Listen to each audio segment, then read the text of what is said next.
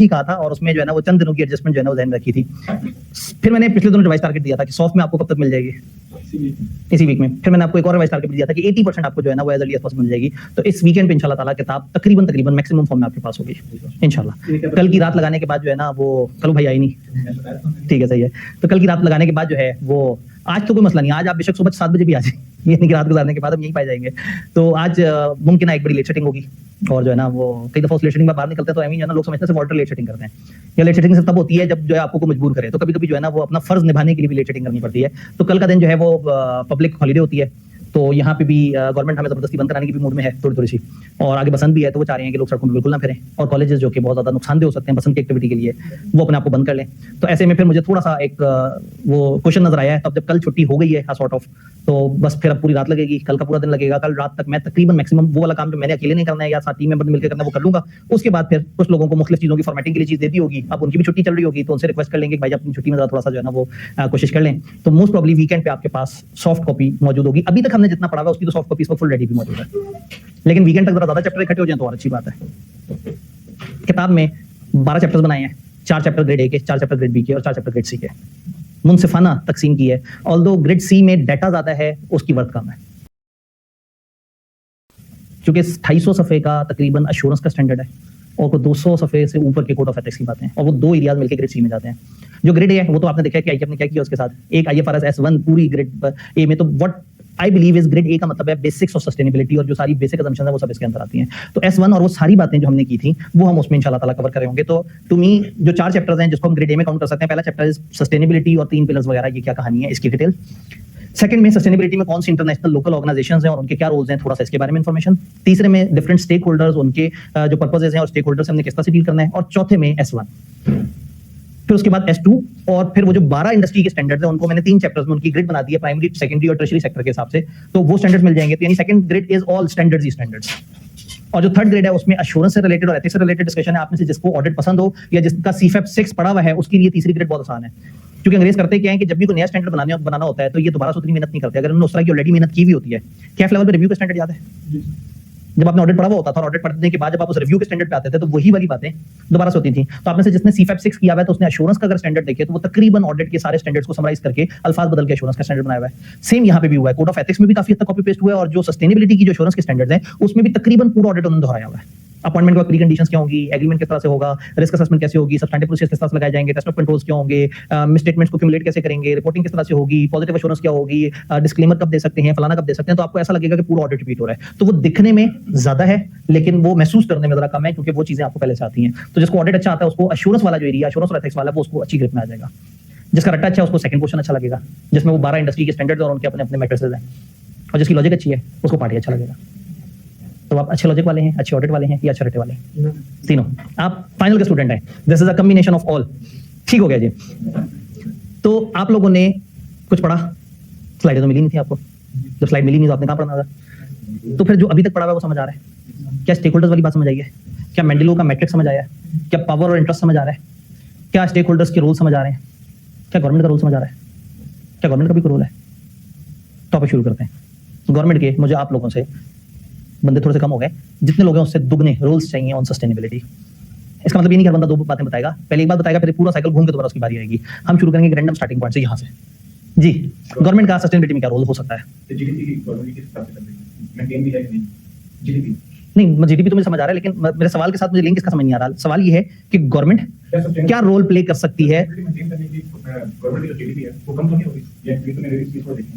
Government ये देखेंगे कि उनका कहीं ना कहीं सस्टेनेबिलिटी मेंटेन करने के चक्कर में बहुत ज्यादा ओवर स्पेंडिंग तो नहीं हो रही, जिसकी वजह से जैसे भाई ने कहा कि जीडीपी अगर मुतासर होने का खदशा है। तो ये तो खदशात है ना गवर्नमेंट के। इस वक्त ये नहीं सोचना कि उनके पास पैसे हैं या नहीं है। गवर्नमेंट को क्या क्या करना चाहिए सस्टेनेबिलिटी को बेहतर करने के लिए? सब्सिडाइज लोन्स देने चाहिए सस्टेनेबिलिटी की इनिशिएटिव्स पे। जी वो वाले भाई, गवर्नमेंट ने, अब अगेन सवाल ये नहीं है कि वो उन्होंने क्या किया है, उन्हें क्या करना चाहिए। तो आप कहें उनको लॉज बनाने चाहिए, ये बड़ा जरूरी है। पेपर में आपने समझना बड़ा जरूरी होगा कि सवाल पूछ क्या रहा है। सवाल ऐसा पूछ रहा है कि गवर्नमेंट क्या करे सस्टेनेबिलिटी बेहतर करने के लिए। तो भाई ने कहा नए लॉज बनाने चाहिए सस्टेनेबिलिटी को बेहतर करने के लिए। जी,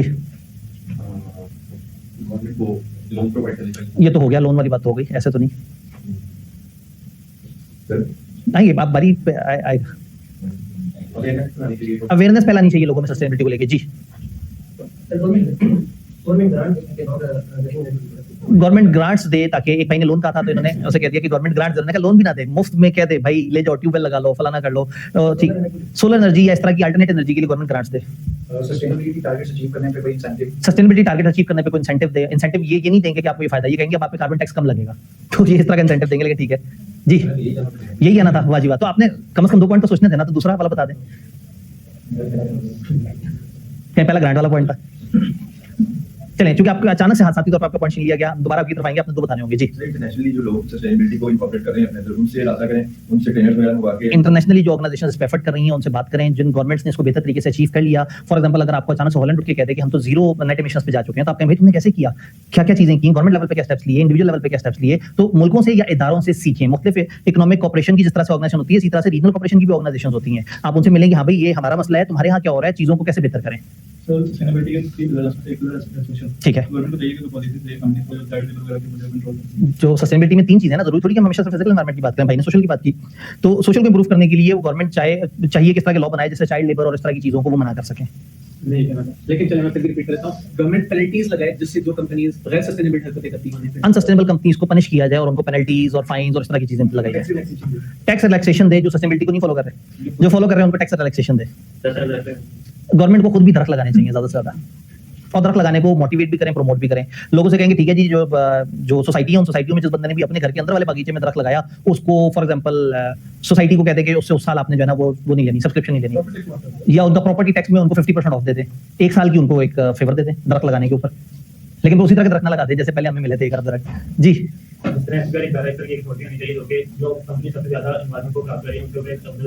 जिस तरह से एफबीआर की इदारा है, इस तरह से गवर्नमेंट को चाहिए कि वो जो है ना, अब इस वक्त हम ये बेशक पढ़े ना पढ़े कि पाकिस्तान इस वक्त क्या कर रहा है, लेकिन गवर्नमेंट का क्या किरदार है, गवर्नमेंट को चाहिए कि वो ऐसी कोई अथॉरिटी बनाए जो कि उस डिपार्टमेंट को देख रही हो और फिर वो एनवायरमेंट और उससे रिलेटेड चीजों को कवर करे। जैसे पंजाब की बड़ी मशहूर अथॉरिटी ईपीए पंजाब जो है, इस तरह से सिंध वाले भी बड़ा काम कर रहे हैं इस पे जी।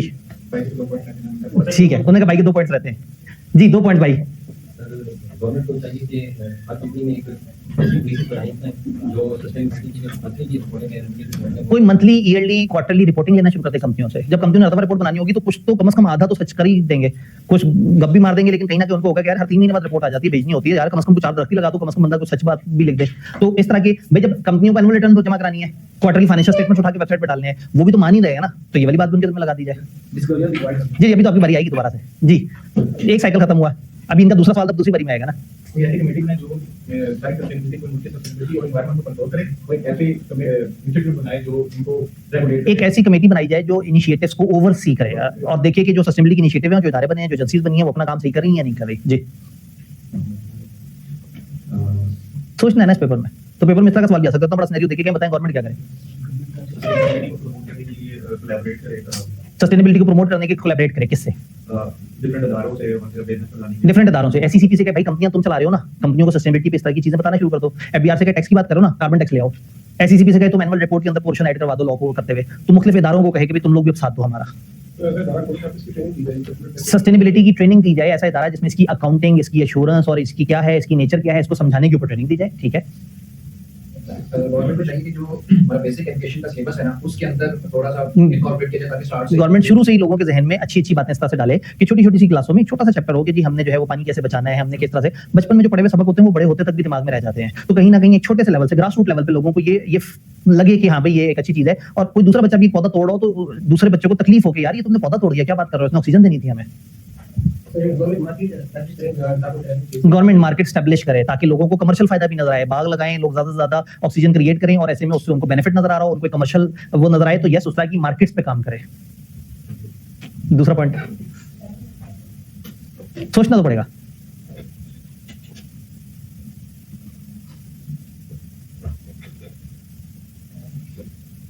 क्या करे गवर्नमेंट, जो गवर्नमेंट अभी कर रही है उसी को सोच के सोचना शुरू करते हैं, शायद बहुत कुछ पता लग जाए। हो सकता है आपको सड़कों पे कोई ग्रीन बस नजर आ रही हो सकता है स्कूटियों के लिए कोई बेनिफिट दिया जा रहा हो सकता है जो इलेक्ट्रिक बाइक है उस पर गवर्नमेंट 50,000 छोड़ रही हो सकता है बड़ा कुछ हो रहा हो। बड़ा कुछ हो रहा है, और नहीं करते। सिर्फ पंजाब में आपको 30-35 इनिशिएटिव्स नजर आएंगे, ये सब हैपन हो रहा है। वही वाली बात है, जब मैं बात करता नहीं होने वाला तो आपको लगता है बड़ी हवाई खिलाई सी बात है, दिस इज हैपनिंग। हाँ, इस वक्त ये सब हो रहा है जी। मेरे पॉइंट्स में से कोई निकाल के बता दें। ठीक है, सब्सिडीज प्रोवाइड करें सस्टेनेबल प्रोडक्ट्स के ऊपर। तो गवर्नमेंट चाहिए कि पब्लिक के अलावा अपने इदारों में भी जो है वो इस चीज़ को अपने इदारों के अंदर भी उस चीज को एनफोर्स करें और उनको भी कहे कि वो सस्टेनेबल प्रैक्टिसेस की तरफ आए। अब पता लगे आप एफबीआर के दफ्तर में जाएं, एससीबी के दफ्तर में जाओ, लंबी लंबी फाइलें पड़ी हुई हैं और कागज ही कागज का इस्तेमाल हो, पूरी दुनिया को इलेक्ट्रिक पे लगा के और खुद जो है वो कागज उजाड़ी जा रहे हो। तो गवर्नमेंट को चाहिए कि वो अपने इदारों में भी इस चीज को लोगों के अंदर एम्बेड करे। सिटी ओवरऑल सिटी वाइज मतलब ऐसी कोई प्रोग्राम अवार्ड वगैरह से मतलब जो काम कर रहे हैं सस्टेनेबिलिटी उनको मोटिवेशन जो सस्टेनेबिलिटी पे काम कर रहे हैं मोटिवेशन करने के लिए सिटी वाइज कुछ रोड शोज करें, कुछ अवार्ड शोज करें, कुछ लोगों को मोटिवेट करें, लोग आएं और उसमें पार्टिसिपेट करें। गवर्नमेंट एसएससीपी के थ्रू कुछ डिस्क्लोजर करना चाहती है। एससीसीपी के थ्रू डिस्क्लोजर रिक्वायरमेंट डाल सकती है, आपका कुछ फ्रेमवर्क थोड़ा बहुत एससीसीपी भी देख रहा है, उसके थ्रू रिक्वायरमेंट डाल सकती है। चलो इंटरनेशनल बॉडियां अकाउंटिंग के बारे में बताती हैं, बट फोर्थ फिफ्थ शेड्यूल तो एससीसीपी किसी हद तक रेगुलेट करता है। उसके अंदर आईएफआरएस S1 S2 टाइप की चीजें बीच में फिट करवाने की कोशिश करे। गवर्नमेंट को कोई टाइमलाइन इशू करनी चाहिए जिसमें ये बताएं कि फलाने साल तक आप कितना परसेंट जो है वो गवर्नमेंट को इस तरह के कुछ टाइमलाइन, कुछ प्रोजेक्ट, कुछ माइलस्टोन्स देने चाहिए। जैसे दुनिया जो है वो कह रही है कि जी 2030 तक ये करना है, 50 तक ये करना है। अब हम अपने आपको उन्होंने 2030 का टारगेट दिया दुनिया ने, और हम गरीब मुल्कों को 2050 का टारगेट दिया है। जैसे मैंने शायद पहले भी बताया था कि इंडिया ने कहा था कि नहीं भाई अब हमारी तरक्की करने की बारी आई तो आपने लिमिटें लगा दी, हम 2070 तक जाएंगे। हम बुरे नहीं है, लेकिन हम अभी ग्रो कर रहे हैं और हमें एक दफा मजबूत होंगे तो हम सस्टेनेबिलिटी भी बेहतर अचीव कर लेंगे। पाकिस्तान को भी समझ नहीं है इस बात की, तो अभी हम 2050 पक्का करके बैठे हुए हैं। तो कुछ टाइमलाइन दें, कुछ जोन्स बनाएं जी। कंपनी को सिनेरियो एनालिसिस करने में सपोर्ट करना है। कंपनियों में सिनेरियो एनालिसिस करने में सपोर्ट करें और कंपनियों को साथ साथ बताएं कि आगे दिस कैन बी हैपनिंग। हम शायद 3 साल बाद वो टैक्स ले आएं, शायद 2 साल बाद ये हरकत कर लें, शायद जैसे इस टाइम पे वो बताना शुरू हो गए कि हम कार्बन टैक्स लाने वाले हैं। कार्बन टैक्स बस आया क्या आया, 1-1.5 साल के अंदर अचानक से आके अप्लाई हो जाना है। सच्चा गवर्नमेंट ने तस्वीर लगाती है डिफरेंट प्रोजेक्ट में इसके वजह से एडवर्टाइजमेंट करें मीडिया में और उन्होंने कहा जहाँ पे मरीम नवाज की तस्वीर लगी हुई है, शहबाज शरीफ की तस्वीर लगी हुई है, इमरान खान की तस्वीर लगी हुई है, अफरीदी की तस्वीर लगी हुई है, उन सारी जगहों पे पौधों की तस्वीरें लगी हुई हों, इनिशिएटिव्स हों। यानी कि वो गवर्नमेंट अपने मुख्तलिफ जगह पे जिस तरह से प्रमोशन कर रही होती है, सस्टेनेबिलिटी की भी प्रमोशन होनी चाहिए। ये डाटा होना चाहिए कि कौन सी कंपनी तो कौन सी जगह ज़्यादा इन्वायरमेंट को खराब कर रही है और इंटरनेशनली देखा जाए कि मतलब एक टेक्सटाइल इंडस्ट्री का अगर वो मोस्टली पानी यूज करती है तो देखा जाए कि बहुत सारे पानी है उसको ब्लीचिंग वगैरह के थ्रू जो पानी यूज होता है उसको रिसाइकल करके दिया जाए। तो जो लेटेस्ट टेक्नोलॉजी है वो बाहर से पाकिस्तान में दुनिया से चीजें सीखें और लेटेस्ट टेक्नोलॉजी पाकिस्तान में इंप्लीमेंट करें और देखिए हमारे प्रॉब्लम चाइल्ड्स कौन कौन से हैं, वो जो 6-7 तरह की सेक्टर्स हमारे ज्यादा डिस्टर्ब कर रहे हैं उनको रीथिंक करें और उसके अंदर देखेंगे क्या क्या इंप्रूवमेंट आ सकती है। फिर देखें दुनिया ने उन चीजों को किस तरह से रिजॉल्व किया, तो समहाउ कहीं ना कहीं दुनिया से लर्निंग लें, अंडरस्टैंडिंग लें और चीजों को हम लेके चलें। तो इसका मतलब आप लोग बाकी कैपेबल हैं, आप लोग जब सोचना चाहते हैं तो आप सब सोच लेते हैं। तो सिर्फ एवं तजर्बे के तौर पे ना आपने किसी एआई टूल को कहना है कि मुझे 50 सस्टेनेबिलिटी इनिशिएटिव बताओ जो पाकिस्तान में हो रहे हैं। इंटरेस्टिंगली 70-80 से ज्यादा इनिशिएटिव हैं इस वक्त। अगर गौर से देखें तो एहसास प्रोग्राम भी तो इनिशिएटिव ही है, ये भी तो सस्टेनेबिलिटी की बात कर रहा है। तो बेनजीर इनकम सपोर्ट प्रोग्राम, ये भी तो गरीब को पैसे देके थोड़ा सा उसको इक्वल करने की या बेहतर करने की कोशिश कर रहे हैं। तो आपकी जो एनवायरमेंट प्रोटेक्शन अथॉरिटी जो मुख्तलिफ चीजें कर रही है, तो ये जो आपकी जो गाड़ियों की चेकिंग होना शुरू हो जाती है कि नहीं, तो छोटे बच्चे जो है वो गाड़ियां ना चलाएं, वो नुकसान करेंगे। बहुत सारे इनिशिएटिव हैं जिसमें इनडायरेक्टली हमें कहीं ना कहीं सस्टेनेबिलिटी नजर आ जाएगी। फिर ये ग्रीन बसेस, अगर आप ऑरेंज लाइन को देखें, अब मुझे नहीं पता आप उसकी फेवर में ही अगेंस्ट हैं, लेकिन ये बिजली से चलती है, डीजल से नहीं चलती। इतने बड़े रूट की सारी पब्लिक ट्रांसपोर्ट को खत्म किया, और वो पब्लिक ट्रांसपोर्ट हल्की फुल्की नहीं होती थी, काला धुआं तो कंफर्म निकलता था उनमें से। नॉर्मल धुआं तो खेलते नहीं ना थे, वो जो सारी पूरे पाकिस्तान का सबसे खटारा वैन होती थी वो लाहौर के रूटों पे चल रही होती थी। उन सड़कों पे एक शरीफ आदमी सफेद कमीज पहन के बाइक पे अगर जा रहा है किसी जगह, जब वो पहुंचता था तो उसने सफेद रंग के कपड़े नहीं पहने हुए होते थे। ये हालात थे। वो सारी चीजें खत्म करके उन सबको लाहौर डबल स्टोरी कर दिया और उसको एक इलेक्ट्रिक उस पर शिफ्ट कर दिया। और इलेक्ट्रिसिटी वो वाली जो कि ग्रिड में मौजूद हो रही है, और ग्रिड बिजली बनाते थे, लोगों को इतना प्रमोट किया कि लोगों ने अपने पास सोलर लगा लगा के, फिर नेपरा का इनिशिएटिव लिया कि लोगों को मोटिवेशन मिले कि लोग ज्यादा सोलर लगाएं ताकि अगर वो एक्स्ट्रा बनाएं तो वो गवर्नमेंट को बेचना शुरू कर दें, या कम से कम उनके क्रेडिट्स में आ जाए, उनके सर्दियों गर्मियों को अपने ही यूनिट से वो कर लें। तो इससे क्या हुआ, गवर्नमेंट को इतने सारे सैकड़ों हजारों लाखों प्रोड्यूसर मिलकर बिजली के जो कि सस्टेनेबल बिजली बना रहे थे। वो सस्टेनेबल बिजली ग्रिड में शामिल होती गई, जब ग्रिड में शामिल होती गई तो गवर्नमेंट को अपनी प्रोडक्शन कम करनी पड़ी। तो ऐसे में वो बिजली जो कि फिर ऑरेंज लाइन या इस तरह की किसी इनिशिएटिव में या ग्रीन बस में इस्तेमाल हो रही है, उस बिजली का मेजॉरिटी पोर्शन फर्नेस ऑयल से नहीं बना हुआ, सोलर से बना हुआ है। गवर्नमेंट खुद बड़े बड़े प्रोजेक्ट भी लगा रही है, लेकिन उसको इतने सारे छोटे प्लेयर्स मिल गए जो कि कंट्रीब्यूट कर रहे हैं। तो अगेन अगर हम ये सोचें कि नहीं सस्टेनेबिलिटी भी हमारे मुल्क के लिए बहुत दूर है, तो बड़ी गलत बात है। शायद उसको किसी ने वर्ड सस्टेनेबिलिटी से पुकारा नहीं है, बट किसी भी टाइम पे किसी भी जगह पे गवर्नमेंट जो है वो ये शो कर देगी कि हम IMF के इस हद तक टारगेट्स को पूरा करके बैठे हुए हैं, और एकदम से जोश में आएंगे और कहेंगे 2050 बहुत आगे, हम 2032 में कर देंगे पूरा, और अगले 4 साल ऑडिट फर्म्स के मजे लग जाने, अकाउंटेंट्स के मजे लग जाने कि एकदम से सारी कंपनियां पागल हो जाएंगी। वो पूछेंगे सस्टेनेबिलिटी क्या है, दूसरा कहेगा मुझे भी नहीं पता नहीं क्या चीज होती है, लेकिन करना है। तो उस टाइम पे एकदम से हाइप क्रिएट होगी, और जो लोग रेडी बैठे हुए होंगे उस चीज के लिए, वो उस टाइम को अच्छे तरीके से एनकैश करके और मार्केट में ज्यादा बेहतर तरीके से आ जाएंगे। तो अगेन मैं इसलिए बार बार कहता हूं कि this is not about passing of a paper, बात बहुत ऊपर की है। शायद आप सब सस्टेनेबिलिटी टाइगर्स हैं, सस्टेनेबिलिटी चैंपियंस हैं, सस्टेनेबिलिटी सोल्जर्स हैं, जिन्होंने बहुत सारे इदारों में जाके ये काम करना है, बहुत सारे लोगों को सिखाना है, बहुत सारे पूरी ऑर्गेनाइजेशंस को ट्रेनिंग देनी है और उनके लोगों को बताना है कि सस्टेनेबिलिटी क्या है। लेकिन पहले पेपर भी पास करना है, पता लगे अपना पेपर पास ना हो और दुनिया में आप जनाब जबरदस्ती तकरीरें करते जा रहे हो। तो ठीक है जी, इसका मतलब आपको गवर्नमेंट के सस्टेनेबिलिटी से रिलेटेड इनिशिएटिव समझ आ रहे हैं। आज एक अच्छी न्यूज ये है कि आज हम कम पढ़ेंगे, लेकिन एक बुरी न्यूज भी है, ब्रेक नहीं होगी। हम फिर ब्रेक खा जाएंगे, हम पढ़ते जा रहे होंगे, और जो है वो खैर क्योंकि आज हमने पढ़ना कम है, आज जो डिस्कशन है वो इंफॉर्मेटिव ज्यादा है, सिलेबस का एक्सप्रेस हिस्सा नहीं है। सस्टेनेबिलिटी में कौन सी ऑर्गेनाइजेशन, क्योंकि अब जगह जगह मैं कभी आईएसएस भी बोलूंगा, कभी एसएएस भी बोल दूंगा, कभी आईएएस भी बोल दूंगा, कभी जीआरआई बोलूंगा, कभी जो है वो ये मुख्तलिफ तरह के ये इनिशिएटिव है, वो इनिशिएटिव है, यूनेस्को ने इस तरह से किया, फलाना ने इस तरह से किया, तो आप कहेंगे जी पता नहीं सबको क्या हो गया, जीएजी प्रोटोकॉल बोलना शुरू कर दूंगा। तो कुछ ऐसे इंटरनेशनल ऑर्गेनाइजेशन जो सस्टेनेबिलिटी में ज्यादा इन है, मैंने तकरीबन 15-20 के करीब ऑर्गेनाइजेशन वर्ल्ड वाइड मुख्तलिफ तरह से काम कर रहे हैं, उनको शॉर्टलिस्ट करके कुछ 7-8 इदारों की इस तरह की लिस्ट बनाई है, जिनमें से आधे तो हमसे इसलिए रेलेवेंट भी है कि उनके बनाए हुए स्टैंडर्ड हमारे सिलेबस में। तो इस चैप्टर में हम बेसिकली इंटरनेशनल और लोकल ऑर्गेनाइजेशन जो सस्टेनेबिलिटी पे काम कर रही है, हल्का सा बस उसका तारुफ देखेंगे, just for the sake of information, कि आपके सामने अगर वो नाम आए तो वो बहुत नया या यूनिक या अनोखा ना हो। तो अब जब सिर्फ ये इंट्रोडक्शन है और उसमें कोई बहुत ज्यादा लॉजिकल डिबेट नहीं है, तो इसलिए शायद हमें बहुत ज्यादा टाइम भी ना लगे और शायद हमें बहुत ज्यादा रुकना भी ना पड़े। तो फिर बजाय इसके कि ब्रेक से पहले कुछ बातें होती, ब्रेक के बाद कुछ बातें होती, ऑल्दो मैं कोशिश करूंगा कि मैं देर तक पढ़ाता ही रहूं आपको, लेकिन ब्रेक नहीं होगी तो कम से कम 15 मिनट तो क्रेडिट में ऐड हो ही जाएंगे। कहानी शुरू करते हैं। अगर मैं इंटरनेशनल ऑर्गेनाइजेशंस को 3-4 बड़ी कैटेगरीज में डिवाइड करना चाहूं for the purpose of sustainability, तो जो मेरी पहली कैटेगरी है वो सस्टेनेबिलिटी रिपोर्टिंग और उसके डिस्क्लोजर के स्टैंडर्ड बनाने वाले जो इदारे हैं वो मशहूर जमाना ISSB, international sustainability standard board, IFRS foundation के थ्रू काम, यानी IFRS से कनेक्टेड इदारा। IFRS जो कि ओवरऑल फाइनेंशियल रिपोर्टिंग स्टैंडर्ड बनाते हैं, उन्होंने ही अपने फाउंडेशन के थ्रू ये वाला इनिशिएटिव कि अगर IFRS ने सस्टेनेबिलिटी की बातें करनी है तो वो इस नाम से करनी है, ISSB, international sustainability standards board. मैंने सारे इदारों का ऑब्जेक्टिव लिखा हुआ है, इनकी नोटेबल कंट्रीब्यूशन लिखी हुई और जो चंद इनके स्टैंडर्ड इशू हुए हैं जो कि ज्यादा प्रोमिनेंट है उनकी लिस्ट बताई हुई है, जस्ट फॉर अंडरस्टैंडिंग। ऑब्जेक्टिव क्या है? एस्टैब्लिश करें ग्लोबली कंसिस्टेंट बेस लाइन ताकि investor focus sustainability related financial disclosure, किस तरह का disclosure? Financial disclosure sustainability related ये बनाए, इंप्रूव करें कंपेरेबिलिटी और decisions, usefulness for capital market, और एनेबल करें डिफरेंट जुरिसडिक्शन को कि वो इस बेस लाइन के मुताबिक चीजों को लेकर चल सकें। बहुत ही आसान अल्फाज में अकाउंटेंट्स को सस्टेनेबिलिटी की बातें अकाउंटिंग के डिस्क्लोजर्स के अंदर डालने के लिए ये इदारा काम कर रहा है। अगर इसकी नोटेबल कंट्रीब्यूशन की बात करें तो very first IFRS sustainability disclosure standard sustainability और क्लाइमेट के लिए जो बनाया, यानी सबसे पहले अकाउंटेंट्स ने जो सस्टेनेबिलिटी की बात अकाउंटिंग में डालने की बात की वो ये था।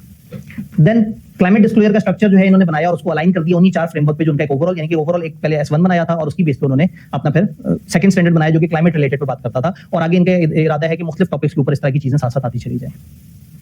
Provides implementation support and industry based guidance resources. अब ये क्या करते हैं मुख्तलिफ इदारों को कि वो चीजों को कैसे इंप्लीमेंट करें, वो गाइडेंस प्रोवाइड करते हैं। इनकी वेबसाइट पे बहुत सारी इन्फॉर्मेशन अवेलेबल होती है, आप इनसे राब्ता भी कर सकते हैं, इनको कह सकते हैं कि जब इस मुल्क में बैठे हैं इस तरह का मसला है, आप हमें काइंडली गाइड कर दें कि हम इससे रिलेटेड अपने डिस्क्लोजर्स और उसको किस तरह से वो करें। तो इनकी बाकायदा पूरा एक विंग है जो कि लोगों को साथ साथ हेल्प कर रहा है, क्योंकि इन्हें भी पता है कि सस्टेनेबिलिटी भी दुनिया के लिए बहुत ज्यादा वो जाना पहचाना कॉन्सेप्ट नहीं है, तो कहीं ना कहीं लोगों को हमारी मदद की जरूरत पड़ेगी। 2 मशहूर जमाने इनके स्टैंडर्ड दोनों हम पढ़ के बैठे हुए हैं, IFRS S1 और S2। S1 क्या था? जनरल रिक्वायरमेंट सस्टेनेबिलिटी रिलेटेड चीजों की, और S2 में क्या था? क्लाइमेट वाली बात। तो जो अकाउंटिंग के अंदर या जो डिस्क्लोजर से रिलेटेड बात है, यानी कि जो हमारे सस्टेनेबिलिटी की रिपोर्टिंग के अंदर डिस्क्लोजर के स्टैंडर्ड से रिलेटेड हमने एक इदारा देखा। फिर अगर हम आगे चलें, GRI, शायद आपको याद होगा कि मैंने कहा था GRI की सर्टिफिकेशन आपने है, वो क्या चीज होती है? तो ग्लोबल रिपोर्टिंग इनिशिएटिव, ये बेसिकली कोशिश कर रहे हैं कि दुनिया को साथ साथ सस्टेनेबिलिटी के बारे में गाइड करें और मुख्तलिफ लोग अपनी रिपोर्टिंग में सस्टेनेबिलिटी को किस तरह से लेके आए उसके ऊपर उन्होंने काम करना है। एनेबल करता है ऑर्गेनाइजेशंस को कि वो रिपोर्ट करें अपने material impacts on economy, environment and people, तीनों तरह की बातें, using globally applicable stakeholder oriented standards जो सपोर्ट करें अकाउंटेबिलिटी को, ट्रांसपेरेंसी को across different sector, across different geographies. यानी ये अलग से GRI चल रहा है। अब ये कि वो नहीं है कि ये कोई मशहूर पुरानी सी बॉडी हो कि जी IFRS वाले हैं, ये फलाना वाले हैं, ये फलाना वाले हैं, यानी कि लोग तो बड़े अरसे से अकाउंटिंग की डोमेन में और ऑडिट की डोमेन में, एश्योरेंस की डोमेन में तो काम कर रहे थे। ये ओवरऑल पूरी दुनिया के लिए सोचते हैं कि हम दुनिया को गाइड करेंगे कि आपने सस्टेनेबिलिटी के जो इनिशिएटिव्स लेने हैं उनको आपने कैसे लेके चलना है। ये बेचारा इदारा अपने तरीके से काम कर रहा है, लेकिन IFRS फाउंडेशन ने जो है ना वो चलाकी दिखाई और उन्होंने कहा कि इससे पहले कि बाकी इदारे ज्यादा सामने आए, इन्होंने अपने वो अकाउंटिंग, जो अकाउंटिंग स्टैंडर्ड्स तो लोग फॉलो कर ही रहे थे, उन्हीं को बता दिया इन्हीं ही स्टैंडर्ड में ये चीजें भी फिट कर दो तो तुम्हारी ये रिक्वायरमेंट पूरी हो जाएगी। नोटेबल कंट्रीब्यूशन क्या है? ये मेंटेन करते हैं GRI स्टैंडर्ड सिस्टम, यूनिवर्सल भी बताते हैं, फिर सेक्टर वाइज भी बताते हैं, फिर टॉपिक वाइज भी बताते हैं। ये स्ट्रॉन्ग ग्लोबल अडॉप्टेशन आपको वो प्रमोट करते हैं कि आप इस तरह से करेंगे ताकि आपकी जो चीज हो वो ऐसी हो जो ग्लोबली भी वेरीफाइड हो, यानी कि इनकी ख्वाहिश है कि वो ग्लोबल कुछ इस तरह के स्टैंडर्ड्स पे काम करें जो पूरी दुनिया में खास सेक्टर की एक ही तरह की रिपोर्टिंग हो रही हो। तो अगेन ये इदारा काम तो कर रहा है, लेकिन बेचारे का कोई बहन भाई उस तरह से नहीं है जो उसको बहुत ज्यादा सपोर्ट करे, तो ये अपने तौर पर बड़ा अच्छा काम कर रहे हैं। लेकिन हुआ ये कि अमीरों ने ही आगे बढ़ के वो जो काम ऑलरेडी कर रहे थे उन्होंने कुछ सस्टेनेबिलिटी वाली चीजें अडॉप्ट करके वो ज्यादा हीरो भी बन गए। ये ऐसे ही जैसे ऑडिट फर्म में से एक फर्म बैठ के बड़ा अच्छा काम कर रही हो, सोच रही हो किसी एक इनिशिएटिव पे सस्टेनेबिलिटी पे, फर्स्ट करें अचानक से बिग 4 में से एक फर्म आए, वो उसको अडॉप्ट करे और जल्दी से इतनी तेजी से मशहूर करना शुरू करते कि सारे कह रहे यार देखो KPMG ने सबसे पहले इसके बारे में सोचा, और एक छोटी फर्म बेचारी सोच रहे हो यार मतलब। तो GRI वाले जो है ना ये अपने तौर पे ग्लोबल इनिशिएटिव लेके चले थे कि हम पूरी दुनिया को सुधारेंगे, लेकिन जो है वो दुनिया में जो चालाक समझदार सियाने लोग थे उन्होंने पहले ही अपने आप को बदल के और अपने ही लोकल स्टैंडर्ड्स के साथ चीजों को लिंक कर दिया। तो GRI सेक्टर स्टैंडर्ड्स जो कि डिफरेंट चीजों को इंप्रूव करने के लिए हैं, इनके यूनिवर्सल स्टैंडर्ड जो है वो GRI 1, 2, 3 इस तरह से नाम से आते हैं। फिर जो इनके सेक्टर के स्टैंडर्ड्स हैं वो फिर 11 से सीरीज इनकी शुरू होती है, फिर इनके टॉपिक के स्टैंडर्ड्स थे वो उनकी लंबी चौड़ी लिस्ट थी, तो मैंने उसको टाइप कर दिया क्योंकि अगेन हमने रटा तो इसमें से कुछ भी नहीं मानना। बट व्हाट आई बिलीव सुन के आपको बुरा लगेगा, लेकिन सस्टेनेबिलिटी के सिलेबस में समहाउ कहीं ना कहीं ये चीज होनी चाहिए कि सस्टेनेबिलिटी के कौन से महीनेदार हैं, उनके कौन कौन से स्टैंडर्ड्स हैं जिनको हमने फॉलो करना होता है। तो फिलहाल ये सिलेबस का ऐसा नहीं है, लेकिन असूलन मतलब ऑल्दो ये आपके लिए नेगेटिव है ये बात, लेकिन असूलन हमारे सिलेबस में ये होना चाहिए। इससे ना अंडरस्टैंडिंग थोड़ी बेहतर डेवलप होगी, वरना चलते चलते अचानक आ जाता है वो जीएचजी का जो कैपिटल वाला वो है स्टैंडर्ड है उसके मुताबिक होगा। अब आप कहते हैं पता नहीं कहां से चीज आ गई।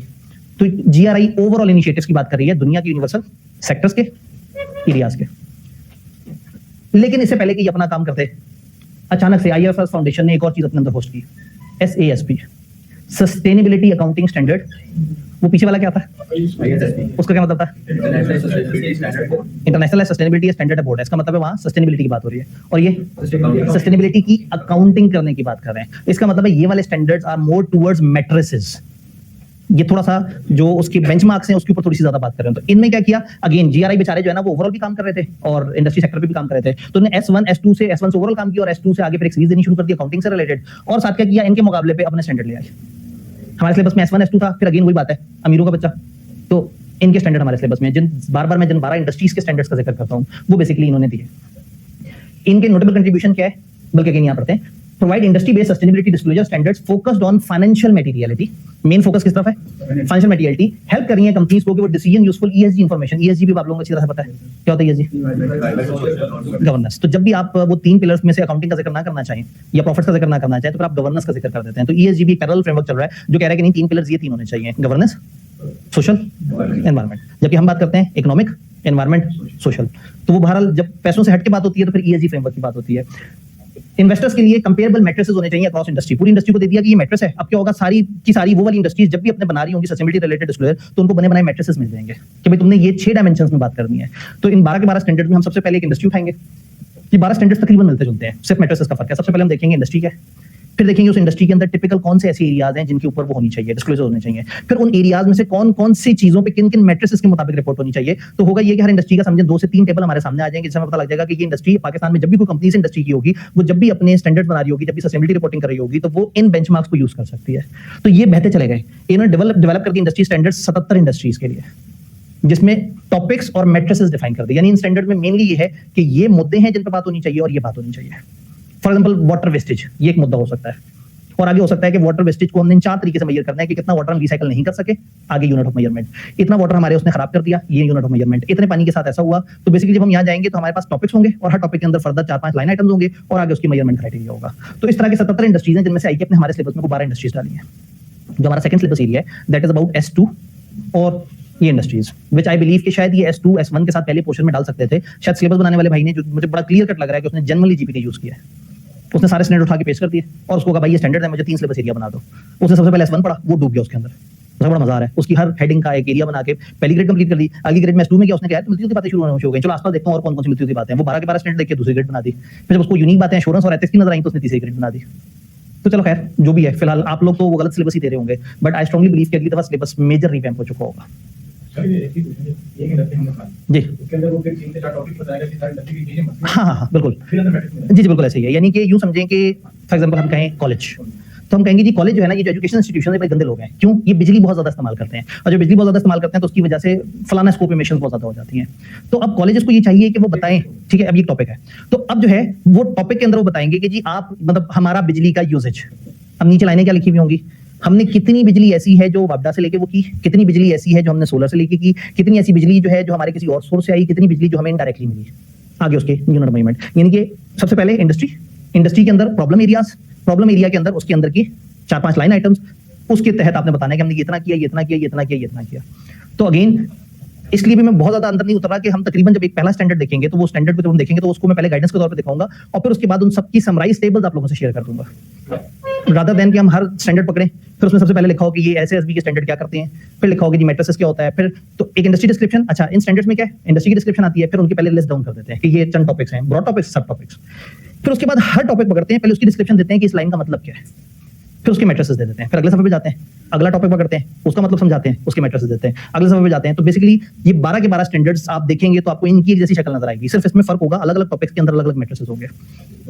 तो मैं टॉपिक पे करती है करना चाहूंगा खास तौर पर एक हमारा मसला आगे टॉपिक था कि बिजली बोर्ड ठीक है, सही है। दूसरा हम खुद बहुत पब्लिश करते हैं बुक्स बहुत पब्लिश करते हैं, ये हमारा एक मसला बिल्कुल ऐसे ही है। हम ट्रांसपोर्ट बोर्ड से बात करते हैं बिल्कुल ऐसी है। इसी तरह टॉपिक अब ये ट्रांसपोर्ट का मसला लिखा, अब आगे हमने कहा हमारे टीचर ट्रांसपोर्ट पे इतना आ रहे हैं, हमारे बच्चे ट्रांसपोर्ट पे इतना आ रहे हैं, हमारे फलाना इस तरह से करके। इसका मतलब ये है कि पेपर पॉइंट ऑफ व्यू से अगर आपको ज्यादा से ज्यादा क्राइम करना पड़ा तो टॉपिक और सब टॉपिक्स, यानी कि जैसे मैंने टॉपिक की बात की ना, कुछ टॉपिक इतने वसी होते हैं। फॉर एग्जांपल मैं कहूं एनर्जी का यूज, तो हो सकता है एनर्जी के यूज में थोड़ा सा बिजली का यूज हो, थोड़ा सा किसी ईंधन का यूज हो, कुछ इस तरह से करके। तो कुछ सिर्फ टॉपिक्स होंगे और उनके आगे लाइंस होंगी, कुछ टॉपिक के अंदर सब टॉपिक होगा और उसके आगे लाइंस होंगी। तो मैं इस टाइम पे उसकी एक बड़ी मजेदार सी प्रेजेंटेशन ऐसे बना रहा हूं कि आप जिस भी स्टैंडर्ड को पकड़ें तो आपके सामने एक टेबल हो और उस टेबल में जो थ्योरेटिकल डिस्कशन हो साइड पे हुई भी हो वो फुटनोट्स के अंदर कहीं एक्सप्लेन हो रही हो, और टेबल सिर्फ उतना हो जो याद करने के हिसाब से इंपॉर्टेंट है। तो जो रट्टा लगाने वाले उनके लिए भी सहूलत हो जाए। कम से कम जो मेन टॉपिक्स हैं वो जरूर बताओ कि हाँ भाई इस इंडस्ट्री में मैंने इन 6 टॉपिक्स पे बहस करनी है या इन 5 टॉपिक्स पे बहस करनी है।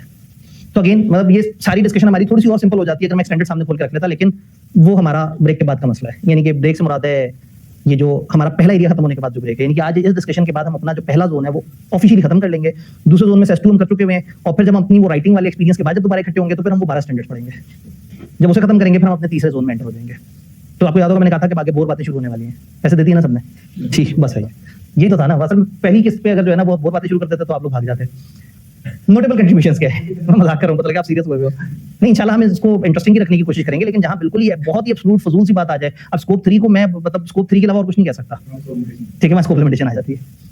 77 इंडस्ट्रीज पे उन्होंने काम किया। स्ट्रॉन्ग इन्वेस्टर ओरिएंटेशन है, ये फाइनेंशियल मटेरियलिटी और इन चीजों पे बात कर रहे हैं। इनके जो स्टैंडर्ड या पब्लिकेशन इशू हुए हैं उसमें SASB के स्टैंडर्ड्स जो कि 77 इंडस्ट्रीज की हैं जिनमें से 12 हमारे सिलेबस में है, और मटेरियलिटी का मैप और मटेरियलिटी मुख्तलिफ तरह की इंडस्ट्री में कैसे फाइंड करें, कैसे हम कितनी अमाउंट को मटेरियल कहें किसको ना कहें, उसके ऊपर स्टैंडर्ड बनाया। अल्हम्दुलिल्लाह वो स्टैंडर्ड हमारे सिलेबस में नहीं है। तो हमारे स्टैंडर्ड में सिर्फ सिलेबस में वो वाले 12 जो स्टैंडर्ड्स हैं वो हैं, लेकिन वो 12 सुन के बड़ी हेवी सी फीलिंग आती है। जैसे ऑडिट में बंदा सुने ना 12 स्टैंडर्ड करने हैं तो उसे बड़ा ज्यादा लगता है।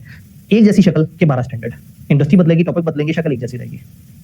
तो शायद हम लोग क्या कर रहे होंगे, ब्रेक से पहले एक इंडस्ट्री ब्रेक के बाद, अगले दिन ब्रेक से पहले एक इंडस्ट्री ब्रेक के बाद, यानी कि इंडस्ट्री को उसी तरह से जैसे हम डिस्कशन करते हैं। मैं पहले इंडस्ट्री बताऊंगा, मैं आपको नहीं बताऊंगा यहाँ क्या लिखा है, आपसे पूछूंगा बताइए इंडस्ट्री क्या होती है, फिर मैं अपने पॉइंट साइड करूंगा, फिर मैं कहूंगा बस इंडस्ट्री में टिपिकल क्या प्रॉब्लम है आपके नजदीक, आप कहेंगे ये, फिर मैं कहूंगा इन्होंने क्या क्लासिफाई किया ये, और फिर उसके अंदर हम पढ़ लेंगे कि उन्होंने कौन कौन से फैक्टर्स पर बात की है। तो उससे कॉन्सेप्ट भी बन जाएगा और हम उसको प्रिसाइज उसमें ले भी आएंगे। तो इस वक्त मेरी काफी कोशिश है कि वो tables as precise as possible हो, कंप्लीटनेस भी इंश्योर हो जाए, और आप बहुत ज्यादा बाजार ना हो कि पता लगे 17 सफे का टेबल है जिसको आप याद करते कर रहे हैं। ख्वाहिश ये है कि कोई भी टेबल 4 सफे से ऊपर ना जाए, 4 मेरी छोटी किताब के सफे। हाँ नहीं, मैं कोशिश ये करूंगा कि हाँ फॉन्ट छोटा हो जाएगा उसका, नहीं जी 10 कैमरिया फॉन्ट इस्तेमाल होगा, इससे नीचे नहीं देंगे, जो कॉर्पोरेट लॉ वाली किताब का फॉन्ट है। पहली जो हमारी सीरीज थी वो जो 3 इदारे हमने पढ़े थे, वो कौन से 3 इदारे थे जो रिपोर्टिंग कर रहे हैं सस्टेनेबिलिटी के। अब जिनके बारे में पढ़ेंगे वो इनकी मेजरमेंट के बारे में सिखा रहे हैं। पीछे वाले कहते थे कि दुनिया को कैसे बताना है, और अब जिन इदारों का जिक्र करूंगा वो काउंटिंग मेजरमेंट, वो जो हमारा अक्सर मसला नहीं होता भाई ये ग्रीन हाउस गैस को मेजर कैसे करना है, इसको मल्टीप्लाई कैसे करना है, वो याद है वो इमिशन का फैक्टर क्या होगा। तो कुछ ऐसे इदारे आएंगे जो ये मेजरमेंट बताएंगे। इसमें मशहूर जमाना हमारा GHG प्रोटोकॉल, इसका जिक्र हमने मिशन 1, 2, 3 में पढ़ा था कि इसका उस तरह वाले स्टैंडर्ड से स्कोप 1 मेजर होगी और उस तरह का स्टैंडर्ड से स्कोप 3 मेजर होगी। आप याद होगा हमने कहा था 15 कैटेगरी आइटम है, 15वां कैटेगरी आइटम नंबर है उसमें इन्वेस्टमेंट्स के अंदर हम क्या करते हैं वो बेसिकली इन्होंने दिया है green house gas protocol. Objective क्या है, ग्लोबली एक्सेप्टेड स्टैंडर्ड्स दें मेजर करने के लिए, अकाउंटिंग करने के लिए और रिपोर्ट करने के लिए ग्रीन हाउस गैस एमिशंस।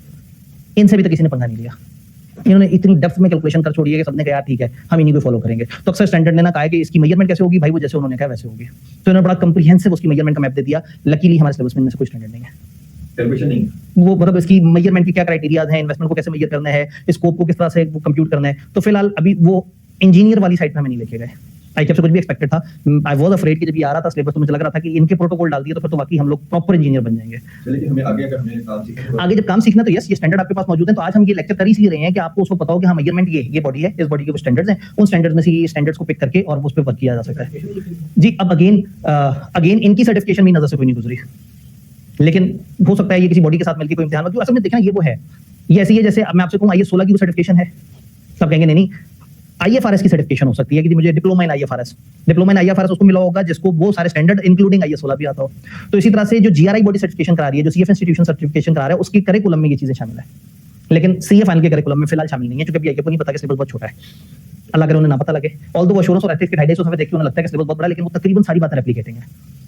हाँ, जिसने अभी तक ऑडिट ना पढ़ा हुआ उसके लिए मसला होगा। आप सबने ऑडिट तो पढ़ा है ना, ठीक है, एक तरफ से आवाज आएगी सर 11 दफा पढ़ा। अच्छा 3 दफा क्लासों के साथ पढ़ा होगा, फिर 2 दफा रिवीजन में कवर किया होगा, फिर पेपर से पहले तैयार किया होगा, फिर पेपर नहीं दे सके होंगे तो अगली दफा 6 दफा रिवाइज किया होगा, तो 11 बन गए होंगे। कैसे शर्माना क्या, मैं इतने फखर बताता हूँ मैं 10 दफा पेपर दिया नहीं, असल में FC हूँ तो ठीक है, मैं बोल भी तो आप कहेंगे हाँ ठीक है सही है, वो करने के बाद भी कुछ ना कुछ कर ही लिया ना, ठीक है, उन्होंने आप कुछ भी कहेंगे तो वो भी मान लेंगे। नहीं, सच तो सच है। Provide globally accepted standard to measure, account for and report greenhouse gas emission, consistently across organization, value chains, product and interventions enabling credible targets, performance management, disclosure. उन्होंने कहा हम ऐसी चीज बना रहे हैं जो सबने फॉलो करनी है। वो इंडस्ट्री फॉलो करे, वो इंडस्ट्री फॉलो करे, वो इदारा फॉलो करे, गवर्नमेंट बनाए, जो भी करेगा, जब सबने इसको फॉलो करना है तो उन सबकी आपस में मेजरमेंट हो सकेगी। मैं कहूंगा मेरा स्कोप 2 इमिशंस इतनी है और ये कहेंगे हमारी स्कोप 2 इमिशन इतनी है, तो कोई ये नहीं कहेगा पता नहीं उन्होंने कैसे मेजर किया होगा, पता नहीं आप साहब ने कैसे मेजर किया होगा। सबको पता है कि इन्होंने जीएचजी प्रोटोकॉल लगाया होगा, तो कम से कम उन्होंने एक मेजरमेंट का यूनिवर्सल ऐसा तरीका बता दिया और इतने पक्के होकर बैठ गए कि किसी को पास लगने नहीं दिया। वरना आप देखेंगे आईएफआरएस वाले जो है ना वो आहिस्ता आहिस्ता इधर उधर बाकियों को खाते खाते अपने दायरे बनाते जा रहे हैं। नोटेबल कंट्रीब्यूशंस क्या हैं? इन्होंने कॉर्पोरेट एमिशन अकाउंटिंग बेसलाइन जो वाइडली स्कोप 1 2 3 इन्वेंटरीज के लिए इस्तेमाल होती है वो एस्टैब्लिश की। इन्होंने स्टैंडर्डाइज कर दिया कि जो वैल्यू चेन, याद है वो जो स्कोप 3 वाली होती थी डाउनस्ट्रीम वगैरह, तो उसमें स्कोप 3 का एक बड़ा कंप्रीहेंसिव फ्रेमवर्क और गाइडेंस प्रोवाइड की और उसको आगे फर्दर कुछ एरियाज में डिवाइड किया, जिसमें आपको कहा था कि इसमें 15 कैटेगरीज होती हैं और उन कैटेगरीज की अलग-अलग मेजरमेंट हो रही होती है। इन्होंने कार्बन फुटप्रिंटिंग को लाइफ साइकिल अकाउंटिंग स्टैंडर्ड के साथ मर्ज कर दिया, यानी कि इन्होंने एनेबल कर दिया लोगों को कि वो अपनी कार्बन फुटप्रिंटिंग रिपोर्ट कर सकें। फुटप्रिंट्स याद है वो जो गंदे कदमों के निशान थे, तो कार्बन फुटप्रिंट कंपनियां कितना कार्बन यानी कि टेक्निकली इमिशंस स्टैंडर्ड जो इन्होंने इशू किए हैं। कोर सेट क्या है, इसमें चीज बहुत आगे तक जा रही थी, मैंने फिर ब्रेक लगवाई। कॉर्पोरेट अकाउंटिंग और रिपोर्टिंग स्टैंडर्ड ये नॉर्मली स्कोप 1 इमिशंस के लिए इस्तेमाल होता है। शायद आपको अगर वो स्लाइड याद हो तो जब हमने स्कोप 1 पढ़ा था तो उनका था स्कोप 1 के लिए जीएचजी प्रोटोकॉल का कॉर्पोरेट, पता नहीं थोड़ा सा याद हो शायद। चले आप स्लाइड पे जाके देखिएगा तो वहां पे लिखा हुआ था, क्योंकि स्लाइड पे तो लिखा रह गया होगा ना। स्कोप 2 की guidance, then corporate value chain में जो स्कोप 3 है उसके स्टैंडर्ड और उसकी कैलकुलेशन की पूरी गाइडलाइंस वगैरह ने प्रोवाइड की है। और इसी तरह से इनकी प्रोडक्ट लाइफ साइकिल अकाउंटिंग, बाकी सारी तो चीजें बड़ी मजे की थी। पता नहीं आईकेएफ की नजर से क्यों बच गई हैं, कैसे बच गई हैं। मुझे लग रहा था कि कम से कम स्कोप 3 जो है जिस पर ज्यादा डिबेट होती है वो शायद आईकेएफ हमारे सिलेबस में डालेगा, उसने नहीं डाला और इंशाल्लाह मैं भी दूर दूर तक उनके नॉलेज में नहीं लेके आने वाला। अच्छा है, क्योंकि इसके अंदर बाकायदा फिर बहुत इंजीनियरिंग में बातें उतर जाती हैं, लेकिन ये क्लास पब्लिक नहीं जा रही ना, ये जैसे पैसे दिए होंगे तो वो उस तक ही जा रही है। ओए होए, तो छोटा सा टुकड़ा अगर हमारी ही कौम में से कोई निकालेगा तो ठीक है, फिर इस कौम को डूब जाने का हक है, जिसके लोग इतने आतंकवादी हो चुके हुए हैं। ठीक है, हाँ नहीं असल में मैं अगर टीचर बन के ना सोचूं तो ये हमारे सिलेबस में होना चाहिए। अगर टीचर बन के ना सोचूं, अगर मैं एक प्रोफेशनल बन के सोचूं, जब आपको सिखाना ही है तो क्या बीच में अधूरी बात छोड़ दें कि स्कोप 1 होता है, 2 होता है, 3 होता है। आपने अच्छा क्या होता है वो जी, आप जो इस तरह से वो करते हैं, आप उसको मेजर करते हैं, यूं करके मल्टीप्लाई करते हैं, आपने कहा किससे, तो जी वो आपके सिलेबस में नहीं है। इन्होंने कहा एश्योरेंस के लिए एक्सपर्ट हायर कर लेंगे, तो भाई वो एक्सपर्ट भी तो आप ही होंगे ना, आपको तो पता होना चाहिए। इसका मतलब है कि यहाँ एक्सपर्ट बड़ा इंपॉर्टेंट हो जाएगा। तो जब हम एश्योरेंस के इसकी एश्योरेंस स्टैंडर्ड्स पे बात कर रहे होंगे तो हमारी एक अच्छी गुफ्तगू होगी एक्सपर्ट के ऊपर। वापस इधर आते हैं, हम बात कर रहे हैं मेजरमेंट के जो सिस्टम एक इन्होंने दिया और देन मशहूर जमाना आईएसओ। ये बेचारा सोच रहा है कि यार मैं अच्छा भला इदारा होता था, मुझे लोगों ने साइड पे कर दिया। कि पूरी दुनिया की सारी चीजें बनाने में इतना मसरूफ था कि इसे पता ही नहीं लगा कि सस्टेनेबिलिटी को कुछ और लोग पता नहीं क्या क्या बना गए। तो जब तक ये होश में आया तब तक गेम हाथ से निकल गई थी। इसने फिर प्यारी प्यारी सी बातें शुरू कर दी, स्टैंडर्डाइजेशन, चीजों को वो करें। ये ग्लोबली रिकॉग्नाइज्ड कंसेंसस स्टैंडर्ड देता है जो ऑर्गेनाइजेशंस को हेल्प करता है कि वो एक अच्छा मैनेजमेंट सिस्टम और अप्रोच यूज कर सकते हैं ताकि वो अपना चीजें सही से कर सकें। रादर देन ये मेजरमेंट का निजाम बताते हैं, इन्होंने मैनेजमेंट का निजाम बताना शुरू कर दिया। एनवायरमेंटल मैनेजमेंट सिस्टम बेसलाइन जो कि वाइडली यूज हो रही है कंप्लायंस और कंटीन्यूअस इंप्रूवमेंट में, इन्होंने स्टैंडर्डाइज्ड जीएचजी की क्वांटिफिकेशन और रिपोर्टिंग की रिक्वायरमेंट पे बात करनी शुरू कर दी। मेजरमेंट का क्राइटेरिया देने के बजाय इन्होंने उसको लेके कैसे चलना है, उसको काउंट कैसे करना है, हमारा निजाम क्या होना चाहिए, हम कहां से कौन सा डाटा पकड़ेंगे, कौन सा कागज पकड़ेंगे, उस कागज को किस तरह से देखेंगे, उसके पीछे क्या वर्किंग होगी, उसको मॉनिटर कौन करेगा, यानी जिसको आप अपनी जुबान में वो कहते हैं ना एसओपीज। इन्होंने सॉर्ट ऑफ एसओपीज देनी शुरू कर दिया कि जो भी सस्टेनेबिलिटी की तरफ जा रहा होगा वो इन स्टैंडर्ड प्रोटोकॉल्स को यूज कर रहा होगा तो वो उसकी मेजरमेंट बेहतर तरीके से कर सकता है। मेजरमेंट के पीछे कैलकुलेशन कैसे करनी है जीएचजी ने बता दिया, किन्होंने करनी है और किस तरह से उसको वो सिस्टम में लेके आना है वो ये बता रहे हैं। एनर्जी मैनेजमेंट सिस्टम से रिलेटेड जो स्टैंडर्ड्स हैं उसके बारे में, सोशल रिस्पांसिबिलिटी की गाइडेंस स्टैंडर्ड जो ओवरऑल सीएसआर और इस तरह की जो इनिशिएटिव्स उसके ऊपर आपको गाइड कर रहे हैं। तो इन्होंने जेनेरिक टोन में ओवरऑल बात करना शुरू कर दी। तो इनके जो मशहूर स्टैंडर्ड है 14001 जो एनवायरमेंट मैनेजमेंट सिस्टम है, फिर इनका 31000 है जो एक अच्छी गवर्नेंस पे बात करता है, लेकिन वो चूंकि सस्टेनेबिलिटी नहीं ओवरऑल गवर्नेंस की बात करता है तो उसको हम यहाँ काउंट नहीं कर रहे। तो फिर 14064 जीएचजी क्वांटिफिकेशन से रिलेटेड, एनर्जी मैनेजमेंट से रिलेटेड 5001 और फिर 26000 सोशल रिस्पांसिबिलिटी से रिलेटेड। तो आईएसओ को आप जानते हैं, आईएसओ मुख्तलिफ तकरीबन दुनिया में हर फील्ड में घुसा हुआ है कि हाँ भाई फूड की क्वालिटी क्या होनी चाहिए, फलाना की क्वालिटी क्या होनी चाहिए। तो आप वो नहीं अक्सर देखता है आईएसओ सर्टिफाइड है जी तारा, यानी इंटरनेशनल स्टैंडर्ड ऑर्गेनाइजेशन ने जो overall standards for good governance, for good performance, for good management बताए हुए हैं। तो ये बेसिकली एक अच्छा मैनेजमेंट करने का एक सिस्टम है। लकीली ये भी हमारे सिलेबस में नहीं है। हमारे सिलेबस में आईएफआरएस S1 2 आईएसएसबी के और एसएएसबी के 12 स्टैंडर्ड। अब आगे एश्योरेंस की बॉडी को देखेंगे और एथिक्स की बॉडी को देखेंगे। भाई कुछ कहना चाहते हैं? और जिस सिलेबस देख रहे थे तो वहाँ पे ग्रेड में आ रहा था टेस्टिंग डेवलपमेंट का ट्रांजिशन प्रोविजंस, और तो इस तरह की चीजों में टेस्ट हो सकती है। अब अगेन वो जो ट्रांजिशन प्रोविजंस और वो देख रहे थे ना, वो ट्रांजिशन प्रोविजंस भी आईएफआरएस S1 के अंदर की हेडिंग थी, जो बताती हैं कि ये स्टैंडर्ड अभी आया है तो आपने इसको इस तरह से अडॉप्ट करना, ये चीजें फिलहाल वो मिस की जा सकती हैं। तो इस टाइम पे फियर यही है। तो मैं अभी चूंकि स्टैंडर्ड हमारे पास वो सिलेबस हमारे पास मौजूद है और मुझे खौफ भी है कि भी उनसे सिलेबस बनाते हुए जो गड़बड़ हुई है, तो मैं करूंगा ये कि S1 ज्यादा डिटेल से डालूंगा। यानी S1 में कोशिश करूंगा कि कोई छोटी सी बात भी मिस ना हो और वो सारी की सारी बातें, उससे किताब थोड़ी बढ़ जाएगी, थोड़ा सा बोरिंग हो जाएगा, लेकिन वो फियर खत्म हो जाएगा कि अगर आईकेएफ की ग्रेड आउटलाइन के मुताबिक सिर्फ S1 ही 40 नंबर की ग्रेड है तो 40 नंबर की भी हो वो मैं बहुत भी फैला लूंगा, 8 सफे बन जाएंगे। तो वो जेन्युइन एरर है, वो बड़ा क्लियर कट नजर आ रहा है। मतलब वो शायद आप लोगों को नजर ना आए, लेकिन मुझे समझ आता है कि अगर एक बंदा टाइम बचाना चाहता है तो वो क्या हरकतें करता है और उसकी वजह से क्या आउटपुट जनरेट होता है। तो वो सिलेबस में बड़ा क्लियर कट फ्लॉ है। तो अब जब उन्हें समझ नहीं आएगा कि IFRS S1 अकेले से क्या बनाए, तो फिर वो उतरेंगे बेसिक्स में। इसीलिए मैंने एहतियातन ग्रीन हाउस गैसेस के ऊपर ज्यादा बात कर दी, इसीलिए मैं स्टेक होल्डर्स के ऊपर भी बातें कर रहा हूँ, इसीलिए मैं रिस्क वगैरह की भी बातें कर रहा हूँ। और आप देखें तो हमने जो 3 सवाल देखे प्रैक्टिस के तौर पे, चाहे वो IFRS S1 या S2 के नाम से थे, लेकिन उन्होंने ये जनरल इश्यूज पे ज्यादा बात की। ISO समझ आया। देन हम आते हैं अपने एश्योरेंस के स्टैंडर्ड्स पे। ये जो अभी तक हमने आज की बात करी सिर्फ अंडरस्टैंडिंग ये सिर्फ अंडरस्टैंडिंग है। यस, मतलब ये बात जो है वो मैंने इसलिए थोड़ी सी तमीज बांधने के बाद जब आप पक्के हो गए थे तब बताया था कि जो हम पढ़ रहे हैं वो फिलहाल सिलेबस का कहीं से ऐसा नहीं है, लेकिन यू मस्ट नो कि हम जो पढ़ रहे हैं वो कौन कौन सी बॉडी से रिलेट कर रहा है और किस तरह से चल रहा है। तो ये सिर्फ और सिर्फ जो है वो एक इन्फॉर्मेशन है। अगर इन्फॉर्मेशन है तो उसको तेजी से गुजारा जा सकता है। जी, अगर S1 की बेसिक बताया तो 40 नंबर का क्वेश्चन आएंगे वो तो पूछेगा बेसिक ज्यादा डिटेल में हो जाएगा। अब अगेन जाहिर है वो ज्यादा डिटेल में नहीं जा रहा होगा। जब IFRS S1 से अगर सिलेबस की ग्रेड आउटलाइन बनती है, इसी वजह से जो मॉडल पेपर बनाया, आप देखें वो सवाल हमने देखा तो उसमें सवाल में थोड़ा सा फ्रेमवर्क की गाइडेंस थी और ज्यादा तक हमारी कॉमन सेंस इस्तेमाल हो रही थी। लेकिन वो कॉमन सेंस डेवलप कैसे हुई थी? बेसिक्स पढ़ के। तो प्रॉब्लम ये है कि ये बेसिक्स इसलिए पढ़ने जरूरी है कि वो वाली चीज भी S1 पे भी वो जाके अप्लाई करेगा जिसको सस्टेनेबिलिटी के 3 पिलर्स के बारे में पता है, सस्टेनेबिलिटी रिपोर्टिंग क्या है, उससे क्या फायदा हो रहा है, क्या प्रॉब्लम्स हैं, क्या चैलेंजेस हैं। तो इसलिए हम वो चीजें एहतियातन ज्यादा पढ़ रहे हैं। हमारी जो ग्रेड होगी वो सिर्फ लॉजिकल होगी। जो ग्रेड A है क्या वो सिर्फ लॉजिकल होगी? आइडियली यस, क्योंकि रटा अगर उन्हें पूछना है तो वो गिनती के 4 तो कोर एरियाज हैं। तो इसलिए जो मॉडल पेपर भी है उस मॉडल पेपर में अगर आप देखें तो जैसे हमने 3 सवाल कर लिए मॉडल पेपर के। एक सवाल था हमारा शायद 25 नंबर का, 12 और 13। एक हमारा था जिसमें 7-7 नंबर के 2 पार्ट थे, और फिर एक और देखा था जिसका 1 पार्ट था या 2 पार्ट थे। एक था 15 नंबर था। तो 15, 14 और 25, यानी कि तकरीबन 40, 25 और 15 40, और तीसरा वाला 14, 54 मार्क्स के हमने सवाल देखे थे। मुझे बताएं उसमें रट्टा कहाँ था? जिसने गवर्नेंस के अंदर का रट्टा मारा हुआ था उसने उस तरह की बातें लिखनी शुरू कर दी। जिसने क्लाइमेट रेजिलियंस या जो वो है सिनेरियो एनालिसिस को याद किया था, तो अगेन हम ये नहीं कह सकते रट्टा नहीं है। कुछ ने रट्टा मार के वो रट्टे वाली इन्फॉर्मेशन लिख रहे होंगे, कुछ रट्टा नहीं मारेंगे, उधर से लॉजिक पिक करेंगे, फ्रेमवर्क से अपने अल्फाज यूज करेंगे, सिनेरियो को पकड़ेंगे और जवाब देंगे। जैसे पहले बहुत बड़ा पेपर ओपन बुक नहीं था, टेक्स्ट नहीं था, ठीक। तो बेसिक चीजें थी, डेफिनेशन पूछ ली, इसलिए नहीं थी। ऐसे ही इधर तो कोई डिस्कशन था नहीं, इधर तो देखना वो स्टैंडर्ड के अंदर, क्योंकि अब स्टैंडर्ड्स कौन से हैं S1 S2 हमने देख लिया, वही 4 एरियाज पे बात है।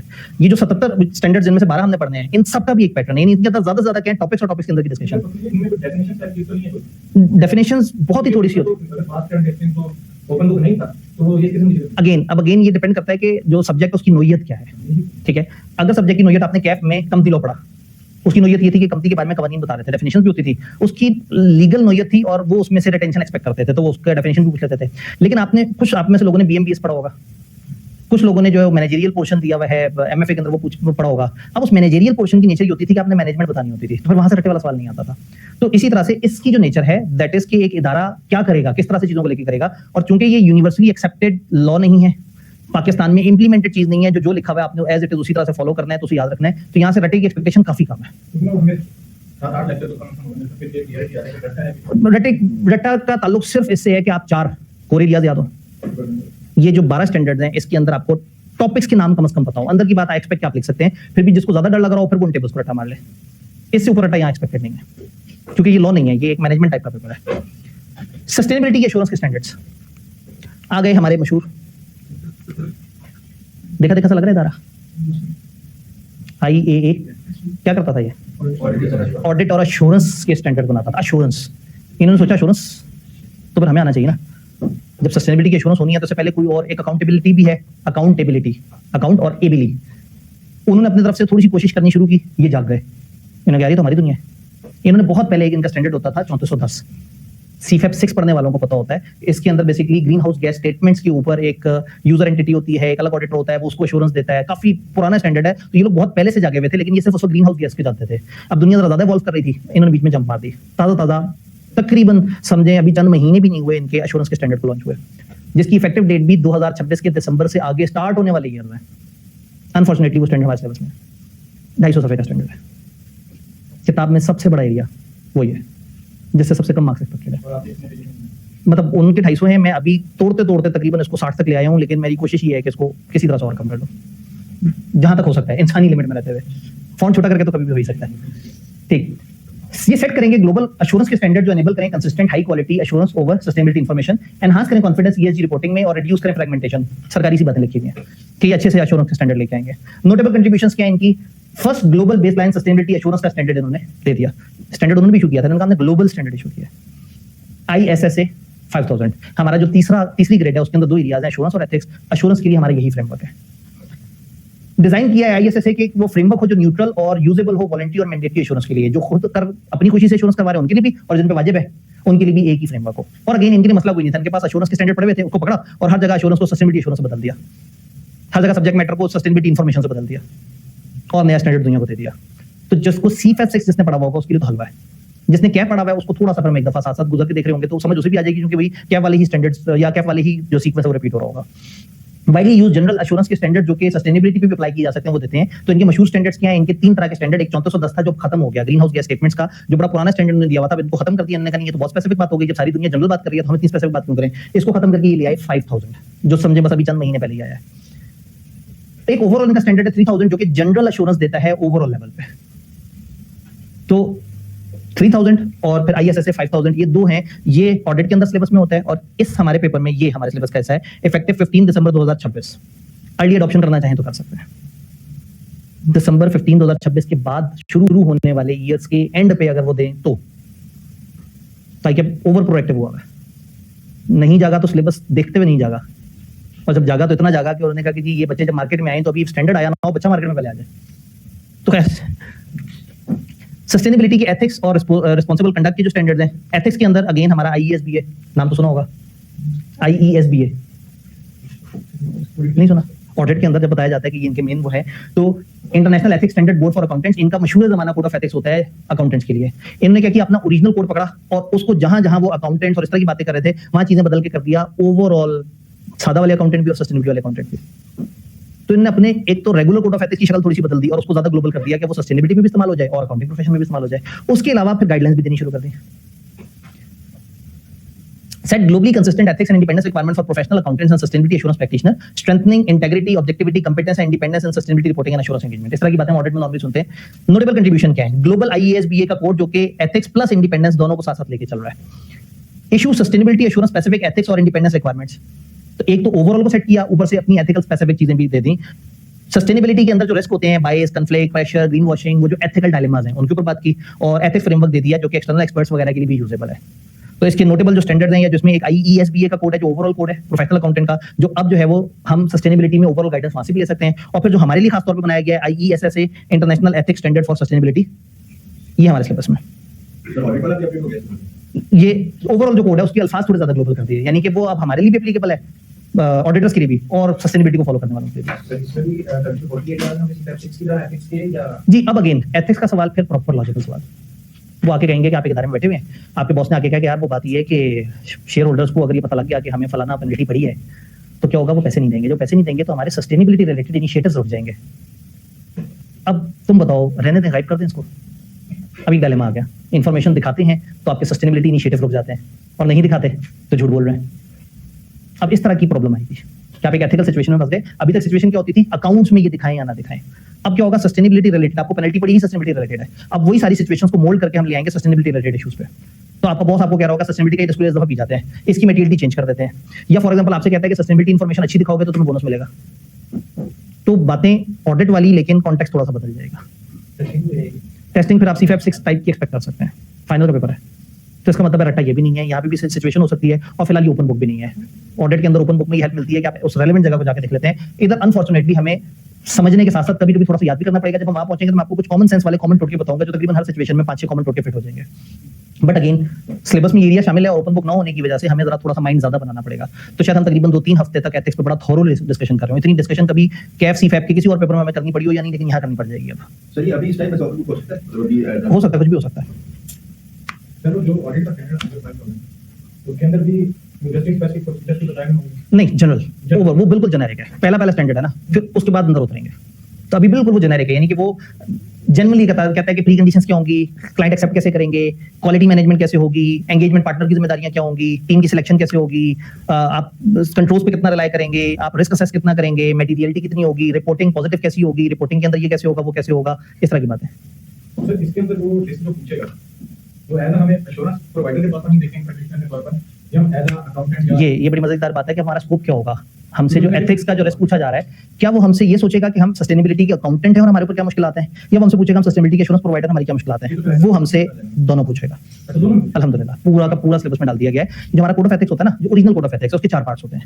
पहला पार्ट फंडामेंटल्स बताता है, अच्छी अच्छी बातें, इंटेग्रिटी फलाना फलाना जो सब एप्लीकेबल है। पार्ट 2 बताता है जो नौकरी कर रहे हैं या जो अपना काम कर रहे हैं, जो इन इंडस्ट्री बैठे हुए हैं, ठीक है, यानी इन बिजनेस जो बैठे हुए हैं उनके क्या रूल्स हैं। 3 बताता है कि जो प्रैक्टिस वाले हैं उनके क्या रूल है, और 4 बताता है कि आपकी ओवरऑल इंडिपेंडेंस रिक्वायरमेंट क्या होगी। उन्हीं डायमेंशन पे अब यहाँ पे भी हम दोनों तरह के उसका जिक्र कर रहे हैं। तो हमसे जो ओवरऑल पोर्शन है वो भी एक्सपेक्टेड है, और फिर अश्योरेंस की तरफ फोकस थोड़ा ज्यादा है। जी जी। अब अगेन क्या अश्योरेंस के अंदर क्या वो रिस्क वगैरह तक जा सकता है? फिलहाल तो आईकैप इसमें टेस्टिंग लेवल बहुत ज्यादा नहीं रखता। ये ऐसे ही जैसे ऑडिट के अंदर भी हमने अश्योरेंस का स्टैंडर्ड तो पूरा पड़ा होता है, लेकिन वो उसको थोड़ा बेसिक लेवल पे टेस्ट कर रहा होता है। With the passage of time आईकैप मैच्योर होता चला जाएगा, वो सवाल टेढ़े करना शुरू कर देगा, इन्फॉर्मेशन भी बढ़ चुकी होगी, प्रैक्टिकली लोगों को नजर भी आ रहा होगा, तो फिर ये पेपर आगे जाके थोड़ा आतंक मचा सकता है। यानी कि इसमें इतना स्कोप है कि अगर टारगेट दिया जाए कि पेपर ऐसा बनाओ जो सिलेबस से भी हो और आधा भी ना हो किसी को, तो बड़े आराम से पॉसिबल है। तो इसीलिए मैं जो भी मिलता था मैं उसको ये कहता था, भाई जून बड़ी अच्छी अटेम्प्ट है, नया नया आया है, अभी वो खुद भी आहिस्ता आहिस्ता रिवैम्प कर रहे हैं अपने आपको, तो इनिशियल लेवल हल्का होगा, लेकिन अगर आगे जाके वो तकलीफ देना चाहें तो पेपर में मार्जिन बड़ा तकलीफ देगा। तो बहरहाल आपको परेशानी होना शुरू होगा। तो IESBA वालों ने अब जो IESB का कोड है वो अपडेट हुआ है, उसका हमसे ताल्लुक नहीं है, लेकिन IESSA वाला जो है वो हमारे ऊपर एप्लीकेबल और फुल एप्लीकेबल है। यानी ये फिर पार्ट 5 से स्टार्ट होगा, 1 से लेके 4 तक पीछे वाली बातें, 5 से आगे फिर इसकी डिस्कशन शुरू हो जाएगी। देन अगेन एक ओवरऑल ऑर्गेनाइजेशन है जो कि गुड प्रैक्टिसेस पे बात करती है। Organisation for economic cooperation and development, ये ऑथोरिटेटिव ग्लोबल गाइडेंस देती है रिस्पांसिबल बिजनेस कंडक्ट और किस तरह से आप अच्छी प्रैक्टिसेस कर सकते हैं। यानी इंटरनेशनली लोगों ने अगर अच्छे तरीके से बिहेव करना है, यानी कि एक रिस्पांसिबल बिजनेस क्या होता है, उसकी क्या जिम्मेदारियां होती हैं, आपने जो है वो कंपनीज और पॉलिसी मेकर को क्या अच्छे फ्रेमवर्क्स बनाने चाहिए, जिस तरह से कोड ऑफ कॉर्पोरेट गवर्नेंस होता है ना कि ये चीजें हैं, इनको फॉलो कर लो तो आप अच्छे चलोगे। तो ये इनकी ओवरऑल गाइडलाइन है मल्टीनेशनल एंटरप्राइजेस के लिए कि वो किस तरह से वो करें। फिर उनकी ड्यू डिलिजेंस गाइडलाइन की आप अपना जो मुख्तलिफ जो डिपार्टमेंट वाइज अपना जो वो फंक्शंस हैं वो किस तरह से सही अदा करते हैं, और फिर ओवरऑल छोटी छोटी सी एरिया वाइज गाइडलाइंस। इरादा बीच में किया था कि उड़ा दूं, फिर मैंने कहा नहीं, फिर बहुत ही कम ऑर्गेनाइजेशन हो जाएंगे, तो मुझे आपको फख्र कैसे होगा। तो तकरीबन 8 के करीब ऐसी ऑर्गेनाइजेशन जिसमें हमसे एक ये रेलेवेंट है, इसका कोड हमारे सिलेबस में। फिर पीछे आते हैं तो ये IESSB का 5000, देन ISO छोड़ दें, GHG प्रोटोकॉल छोड़ दें, SASB वालों के 12 स्टैंडर्ड्स, फिर इसको छोड़ दें और इसके 2 स्टैंडर्ड। तो तकरीबन इन 7 में से कोई 7-8 में से कोई 4 के करीब बॉडीज हमसे रेलेवेंट हैं। तो ये ओवरऑल वो बॉडीज हैं जो कि ग्लोबली ज्यादा डोमिनेट कर रही हैं। बॉडीज तो 25, 30, 35 के करीब हैं, लेकिन ये वो हैं जो एक तो ग्लोबली भी ज्यादा डोमिनेट कर रही हैं और हमारे सिलेबस के आसपास जो घूम रहे हैं वो ये वाले इदारे हैं। ओरिजिनल कोड नहीं है जी ओरिजिनल कोड आपके कोड नहीं, जैसे मैं कोड का यही वाला जो पोर्शन बनाया, लेकिन मैं बता ही रहा हूँ कि ओरिजिनल कोड भी इन्होंने अपग्रेड कर दिया है। यानी अब जो लोग ऑडिट में भी कोड पढ़ रहे होंगे तो उसमें भी थोड़ी थोड़ी सी झलक उनको नजर आएगी कि आप सिर्फ एक प्रोफेशनल अकाउंटेंट की बात नहीं कर रहे, आप एक प्रोफेशनल अकाउंटेंट या सस्टेनेबिलिटी वाले अकाउंटेंट को ध्यान में रख रहे हैं। वही चीजें सिर्फ जगह जगह उनको भी ऐड कर दिया, यानी उसको जरा ज्यादा वसी कर दिया कि जो जनरल गाइडेंस है वो भी इन पे एप्लीकेबल हो जाए और जो यहां हम पढ़ेंगे वो स्पेसिफिकली सस्टेनेबिलिटी रिलेटेड गाइडेंस होगी। तो ये थी इंटरनेशनल ऑर्गेनाइजेशन। लोकल ऑर्गेनाइजेशन तो नहीं देखनी, दिल ही नहीं करता। लोकल है क्या बात कर दी भाईजान, टेबल बनाना पड़ गया भाई को। मैंने कम से कम 10-11 उड़ाई हैं इसमें से जो थोड़ी ज्यादा दूर जा रही थी। इजी ले रहे हैं पाकिस्तान को, ministry of climate change and environment coordination. बल्कि काम करते हैं, आपसे पूछता हूँ आपने क्या क्या सुनी हुई है? EPA, हम तो EPA के ही डसे हुए हैं ना। EPA पंजाब सुना हुआ है, ये पंजाब वाला EPA है क्योंकि सिंध का अपना EPA है जी। और PDM अच्छा PDM है, मैंने कहा PDM ये जो है ना PDM है, PHA Pakistan horticulture authority, NDM है नेचुरल डिजास्टर मैनेजमेंट वगैरह, सैलाब और ये क्लाइमेट रिलेटेड तो बहुत ज्यादा, LWMC Lahore waste management company, चाहे तो मतलब बहुत सारे नाम है। आप सोचना, असल में हम सोचते नहीं ना, तो हमें लगता है कुछ भी नहीं हो रहा, सोचना शुरू करें तो बड़ा कुछ। वासा सारे गन साफ कर रहे हैं, लाहौर डेवलपमेंट अथॉरिटी लोगों को उजाड़ के फेंक रहे हैं ये तो धक्के से हो गया। SECP भी इनिशिएटिव ले रहा है, ठीक है। पाकिस्तान स्टॉक एक्सचेंज भी बहुत ज्यादा इस तरह की चीजों, फिर ICAP भी होना चाहिए। अब तो लोगो भी बदल दिया उनका, प्लांटेशन वगैरह भी कर रहे हैं, पौधे भी लगाए थे बीच में 1-2 दफा। SBI तो सबसे मेन कंट्रीब्यूटर है आगे पाकिस्तान के सस्टेनेबिलिटी के जितने इनिशिएटिव हैं वो SBI है। आप लोगों ने तो आगे जाके आतंक मचाना है, इस क्लास के लोगों ने तो जो है ना, मेरे इन सारे एम्बेसडर ने आगे बढ़ के जो है ना वो मुल्क में सस्टेनेबिलिटी की आतंक मचा देनी है। पता लगे आपके सर वो चांदी वाला हाल ना हो कि आप जो लगा रहे हैं कि इस पे लग जाओ और एकदम से धड़ाम करके गिर जाए, तो जो है ना वो आप सस्टेनेबिलिटी की इतनी बातें करें, पता नहीं पाकिस्तान में सस्टेनेबिलिटी आए या ना आए। तो बात ये है कि आप तो वैसी ग्लोबल मोबिलिटी आपकी, आप तो वो क्या होती है वो जो बाबुल का घर और वो जो वो प्रदेश वाले, तो आप तो कभी भी उड़ जाते हैं, आप तो कभी भी उठ के किसी भी मुल्क चले जाते हैं और जहां पे भी जाएंगे यहाँ से ज्यादा सस्टेनेबिलिटी जरूर होगी, सिवाय इसके कि आप जो है वो नाइजीरिया चले जाए। नाइजीरिया छठी बड़ी इकॉनमी है, इजी ले रहे हैं। आपको एक मुल्क दिखने में गरीब लग रहा है, वो वहाँ के लोग गरीब हैं, गवर्नमेंट अमीर है, तेल बेचते हैं वो। इजी ले रहे हैं, करप्शन हमसे ज्यादा है, ठीक है। कीनिया भी हमसे ज्यादा बागों में भरा पड़ा है, और जनाब वो सारी चाय की पत्ती तो कीनिया से आ रही है यहाँ। चलें जल्दी से देख लेते हैं, क्योंकि ज़ाहिर है आपका इंटरेस्ट है नहीं। मैंने अगेन ये स्लाइड जब आपको सॉफ्ट में शेयर होगी तो मैंने इसके लिंक जिंदा रखे हैं कि अगर आपने से कोई बहुत ज्यादा मुतासिर होकर इस पे लिंक पे क्लिक करके जो है ना इसे देखना चाहिए। मुझे बाद में साथ हुआ मैंने अभी मोंगी मारी है, पता नहीं आप नाम भी पूरा पढ़ने में कितना इंटरेस्टेड होंगे, लेकिन कम से कम मैं अपने इसकी जिम्मेदारी अदा करूँ कि वो जो हैंडआउट्स जब आप पढ़े हुए हो तो आपने से कोई अगर इनके बारे में पढ़ना चाहे तो again ministry of climate change environment coordination, Pakistan environment protection authority Pakistan का ईपी है, और फिर उसके बाद लोकल ईपी आ जाएगा। Pakistan climate change council, environmental protection agency Punjab की, सिंध एनवायरमेंटल प्रोटेक्शन स्यापा एनवायरमेंट प्रोटेक्शन एजेंसी केवल वक्त उनके ईपा केपी, ठीक है, बीपा, एनडीएमए, नेपरा, भूल गए। इतनी बड़ी कंट्रीब्यूशन पाकिस्तान की सस्टेनेबिलिटी को बेहतर करने के लिए, पाकिस्तान की जो इतना बड़ा ऑयल जलता था बिजली बनाने के लिए, नेपरा ने अपने तरीकों से लोगों से वो सारी प्रोडक्शन करवा के उनको नेट मीटरिंग ऑफर करके और बेहतरीन कर दिया। तो ये जो NEPRA national electric power sector regulator की फॉर रिन्यूएबल इंटीग्रेशन फ्रेमवर्क, खासतौर पे ये जो इसने नेट मीटरिंग का जो कनेक्शन दिए उसने मतलब पाकिस्तान की बहुत ज्यादा बेहतर कर दिया सस्टेनेबिलिटी वाली सिचुएशन। या हमारा जो ऑयल जलाने की कैपेबिलिटी थी जो बिजली की वजह से चल रहा था वो तो बहुत कम हो गया। अब हम जलाते नहीं, हम पैसे देते हैं उनको जिन्हें जलाना था, समझते हैं आईपीपीस। ये क्या चक्कर है? आज अब जब मौका मिल ही गया है, ये आईपीपी का क्या मामला है? क्यों दे रहे हैं उनको पैसे? बना ही नहीं रहे, क्यों एग्रीमेंट किया था? बिजली नहीं थी पाकिस्तान में, बिजली का शदीद तरीन क्राइसिस आ गया तो ये कहते थे भाई तुम लोग आओ प्राइवेट सेक्टर वाले, उठो बैठो हमारे साथ, मेहनत करो, कोशिश करो, पाकिस्तान नहीं चला तो तुम भी रुल जाओगे। पाकिस्तान में बिजली नहीं 18 घंटे लोड शेडिंग होती थी। इन्होंने कहा था मैं आप पे भरोसा नहीं है, गवर्नमेंट बदली, आपने एग्रीमेंट से मुकर जाना है, पक्का स्टाम्प पेपर पे 1200। इन्होंने कहा जी पक्का हमें इस चीज की गारंटी दें और मौजूदा और आगे वाली सारी गवर्नमेंट या जो भी हो उसको इस चीज का हिस्सा बनाएं कि जो भी आएगा ये एग्रीमेंट खराब नहीं होंगे। हाँ, ये एग्रीमेंट को इतने साल बाद रिन्यू जरूर किया जा सकता है। तो हुआ ये कि जब वो एग्रीमेंट करके बैठ गए, क्योंकि उस वक्त तो जहन में नहीं था लोगों के कि सोलर वगैरह इतना ज्यादा हैवी लेवल पे, क्योंकि बहुत महंगी आइटम होता था सोलर, तो उसको गवर्नमेंट बिल्कुल फंसी हुई थी, उनको बिजली चाहिए थी। उन्होंने कहा ठीक है जी आपके साथ एग्रीमेंट है, आप बना के देंगे, अगर हमारे पास किसी वजह से ज्यादा भी आ गई आप टेंशन मत लें, आपको पेमेंट होती रहेगी। अब बहुत ज्यादा आ गई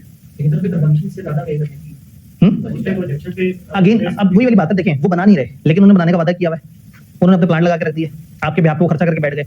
ये ऐसे ही जैसे आप एक शादी हॉल वाले से कहेंगे एक महीने के लिए मेरे शादी हॉल बुक रखना, बुक रख के रखा हुआ है, आप शादी कराने पहुंचे ही नहीं। अब बात ये कि वो तो बुक करके बैठा हुआ है आपके लिए, वो खर्चे करके बैठा हुआ, उसने शादी हॉल बना दिया, आपने कहा किसी और की भी शादी नहीं करानी और मैं भी जब दिल होगा तब आऊंगा, अब आप पहुंचे ही नहीं, तो वो तो आपसे कहेगा कि भाई मैंने तो तुम्हारी शादी हॉल बनाया है, अब मुझे तो पैसे दो। तो प्रॉब्लम ये है कि ये इस तरह का गलत एग्रीमेंट करके फंस गए हैं। उस टाइम पे वो इमरजेंसी में मुल्क को बुरान से बचाने के लिए शायद कहीं ना कहीं सही होगा। दुख की बात यह है कि इसका रिन्यूअल हमारे पसंदीदा दौर हुकूमत में आया, देयर वाज अ चांस कि इसको खत्म किया जा सकता था, बट हमारे पसंदीदा लीडर ने भी नहीं उसको खत्म किया। ठीक है, हमारा पसंदीदा लीडर आप सबको पता है, ठीक है। तो बस प्रॉब्लम यही है ना कि हम बुरा तो कह देते हैं लेकिन फिर जिनके पास पावर होती है उसे चेंज करने की वो उस वक्त नहीं बदलते, अपने पता नहीं कौन से मफाद की वजह से, और हम नारे लगाते रह जाते हैं। तो इस वक्त अब हमारे गले पड़ गया ये तोहफा, या आईएमएफ कभी जबरदस्ती हमें बचाए तो बचाए, अदरवाइज हम जो है ना बड़े गंदे फंसे हुए हैं। पता नहीं एग्रीमेंट कितने साल का बाकी, रिन्यूअल का दोबारा ऑप्शन कब है, ठीक है। उनका कुछ के खत्म हो गया, कुछ के रह गए, तो अल्लाह करे जल्दी से ये वाला बोझ हमारे ऊपर से उतरे। लेकिन ये बहरहाल ये कड़वा वो है जो हमें मतलब निकलना ही निकलना है। तो वापस इधर आते हैं, जज्बाती हो गए थे हम नेपरा सुन के। National electric efficiency and conservation authority, NEECA, अजीब अजीब से नाम। प्राइवेट पावर इंफ्रास्ट्रक्चर बोर्ड, फिर स्टेट बैंक ऑफ पाकिस्तान। आप कहेंगे ये कहां से आ गया भाई, बड़ा कमाल कर रहे हैं। ये फाइनेंस और बैंकिंग गाइडलाइन में, ग्रीन बैंकिंग गाइडलाइन में अभी स्टेट बैंक बहुत ज्यादा प्रमोट करता है और बैंकों को घर बैठे बैठे अकाउंट खुलवाना फलाना, तो स्टेट बैंक बहुत ज्यादा इनिशिएटिव ले रहा है कि जो बैंकिंग सेक्टर है वो जितना ज्यादा ऑटोमेट हो सके, जितना ज्यादा ग्रीन की तरफ जाए। तो जब आप एक एटीएम में जाते हैं और एटीएम में आप जब वो रसीद जनरेट करने लगते हैं तो आपसे कहते हैं देखो इससे एनवायरमेंट डैमेज होगी, ठीक है, तुम हमें 3-3.5 रुपए दो, तो कितनी फीस 3.3, तो अगर 3.3 रुपीज देने पड़ेंगे ताकि बंदा डर जाए और वो ना करे। उसे ये भी बता दिया एनवायरमेंट डैमेज होगी। अच्छा, बहुत बड़ा मजाक है, लतीफा है। उस एटीएम के ऊपर एक एसी लगा हुआ है जो मुसलसल 24 घंटे चल रहा है बिजली से, ठीक है। एक फिजिकल बिल्डिंग के अंदर वो जगह है, सारा कुछ उसके ऊपर हो रहा है, लेकिन रसीद के वक्त एनवायरमेंट जो है ना वो डैमेज हो रही होती है। तो वो उस टाइम पे बंदा जो है ना वो 3.5 रुपए बचा के एनवायरमेंट पे बहुत बड़ा एहसान करके बाहर निकलता है, बड़े फख्र से फिर होता है कि मैंने पाकिस्तान के दरख्त कटने से बचा दिए जो मैंने इतनी सी रसीद जनरेट नहीं होने दी। तो बहरहाल वो भी स्टेट बैंक की गाइडेंस है, लेकिन आहिस्ता आहिस्ता इतना इलेक्ट्रॉनिक कैश हो जाए कि एटीएम्स पे ज्यादा कैश रखने की जरूरत ही ना पड़े, एटीएम्स की यूज ही कम हो जाए, एटीएम का स्प्रेड बढ़ जाए और आहिस्ता आहिस्ता एटीएम में मर जाए, तो बड़ा कुछ पॉसिबल है जी। किसका रास्त? हाँ, रास्त। अब देखना रास्त के अंदर तो कितना ज्यादा उन्होंने वो आईडी कार्ड के साथ लिंक कर दिया उसको, उस नंबर के साथ, अब आपके वो सारी चीजें, और फिर रास्त के ऊपर ट्रांसफर चार्जेस भी नहीं प्रमोट करने के लिए।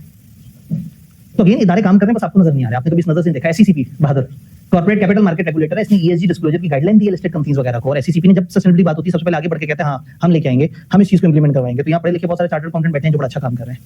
Pakistan stock exchange ESG awareness और गाइडेंस मुख्तलिफ मार्केट पार्टिसिपेंट्स के लिए कर रहे हैं। देन जगह जगह अलग अलग इदारे, जस्ट मकसद ये था कि आपको दिखाएंगे हाँ जी पाकिस्तान के अंदर इदारे हैं, कुछ भी याद नहीं करना, सिर्फ जस्ट फॉर इन्फॉर्मेशन था। पीछे वाली चीज ज्यादा नॉलेज आपको होनी चाहिए क्योंकि आपने आगे इन इदारों का जिक्र करना है, जगह जगह इन इदारों का नाम आ रहा होगा तो आपको पता होना चाहिए। तो वो जो 8 हैं, 8 में से भी तकरीबन 4-5 ज्यादा काम के हैं। क्या पाकिस्तान का लोकल लॉ भी सस्टेनेबिलिटी पे कुछ कर रहा है? क्या कुछ चीजें आप लोगों ने कंपनी लॉ कॉर्पोरेट लॉ पढ़ो, वहां पे कहीं कुछ बातें हुई हो? अगेन मुझे समझ आ रहा है कि आपके सबर का पैमाना लबरेज हो गया, बस जल्दी जल्दी क्लोजिंग करते हैं। पाकिस्तान के 2-3 लॉज, उसमें भी चले मैं मेन 2 उठाए हैं। कंपनीज एक्ट का जो code of corporate governance regulation है, कंपनीज एक्ट में खासतौर पर डायरेक्टर के बारे में कहते हैं गुड फेथ में काम करें, बेस्ट इंटरेस्ट ऑफ कंपनी में काम करें, एम्प्लॉइज के लिए, शेयर होल्डर्स के लिए, कम्युनिटी के लिए, एनवायरमेंट को बचाने के लिए मुख्तलिफ तरह का E+S+G तीनों चीजों की बात कर रहे हैं। डायरेक्टर रिपोर्ट शायद याद हो, लिस्टेड कंपनी का एक अलग सेक्शन होता था, आपने एनवायरमेंट के ऊपर क्या इम्पैक्ट छोड़ा, आपकी कॉर्पोरेट सोशल रिस्पांसिबिलिटी, वो सारी बातें हर लिस्टेड कंपनी पे बताना वाजिब है अपनी डायरेक्टर रिपोर्ट के अंदर। तो लॉ तो कब से लगा हुआ है, 2017 से है ये वाली बात है। तो आप कहते हैं सर ये नई बात है कोई, तो ये नई बात नहीं है, दिस वाज हैपनिंग, बट अब इसकी एग्जीक्यूशन का रेट थोड़ा सा तेज हो जाएगा। इसी तरह से हमारा जो कोड ऑफ कॉर्पोरेट गवर्नेंस उसने जगह जगह पता नहीं क्या क्या बात की है, DEI को वो किया है, वो कहते हैं फीमेल डायरेक्टर कम से कम आपकी एक होनी चाहिए, कमेटी के अंदर कम से कम फीमेल डायरेक्टर होनी चाहिए, फिर हैरेसमेंट के ऊपर जो है वो आपने रूल्स बनाने हैं, आपने गवर्नेंस पे रूल्स बनाने हैं, आपने सस्टेनेबिलिटी की अभी रिसेंटली रेगुलेशन 10A आई है जो सस्टेनेबिलिटी के ऊपर अलग से डायरेक्टर ने क्या क्या इनिशिएटिव लेने हैं, वो सारी बातें हैं। तो अगेन मैंने इसमें क्या किया, मुख्तलिफ जो इनिशिएटिव है उसके आगे लिख दिया है कि वो एक्जैक्टली कौन कौन से इशूज को लेके कवर कर रहा है। तो मुख्तलिफ लॉज रेगुलेशंस, अगेन टैक्सेशन के अंदर जो कार्बन क्रेडिट वाली बात है, टैक्स में आपने कोई और बात सुनी है कार्बन टैक्स के अलावा? EVs के सेल्स टैक्स वगैरह पे काफी ज्यादा रिलैक्स किया है। तो इस वक्त जो सोलर के मैन्युफैक्चरर्स हैं उनके लिए टैक्स खत्म कर दिया है, सोलर के इंपोर्टर का टैक्स बढ़ा दिया है, और जो सोलर का लोकल मैन्युफैक्चर है उसके लिए वेव कर दिया है, ताकि वो प्रमोट हो। पहले नीड थी कि सोलर ज्यादा आए, अब सोलर तो आ गया, अब नीड ये है कि लोकली मैन्युफैक्चर हो। ठीक है, उन्होंने कहा कि EV की मशीनरी बनाने के लिए जब आप पहले उसको खेप लेके आएंगे तो उसके ऊपर एग्जेम्पशन है।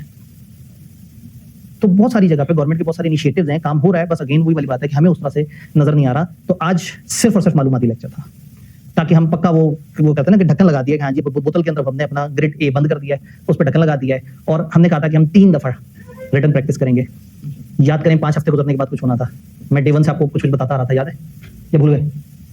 हफ्ते पहले भी जिक्र हुआ है, 2 हफ्ते पहले भी जिक्र हुआ है, राइटिंग का टेस्ट, जिसमें क्या करेंगे आप लोग अपने अपने लैपटॉप लेके आएंगे, सस्टेनेबिलिटी, ठीक, 1.5 घंटा या 2 घंटा आपने बताना है, ठीक है? शायद मैंने ऑप्शन गलत लोगों को दे दी जी, 2 घंटे, ताकि थोड़ा सा स्ट्रेस मैनेजमेंट भी तो ना, इतनी देर तक बैठ के लिखते हुए कमर को कितना दर्द होता है जी। और अगेन हमारे पास दोनों तरह का एनवायरनमेंट होगा, हमारे पास इस तरह की कुर्सियों वाला एनवायरनमेंट भी होगा और हमारे पास बेंच वाला एनवायरनमेंट भी होगा, ठीक है? आप लोगों ने अपने हिसाब से चूज करना होगा।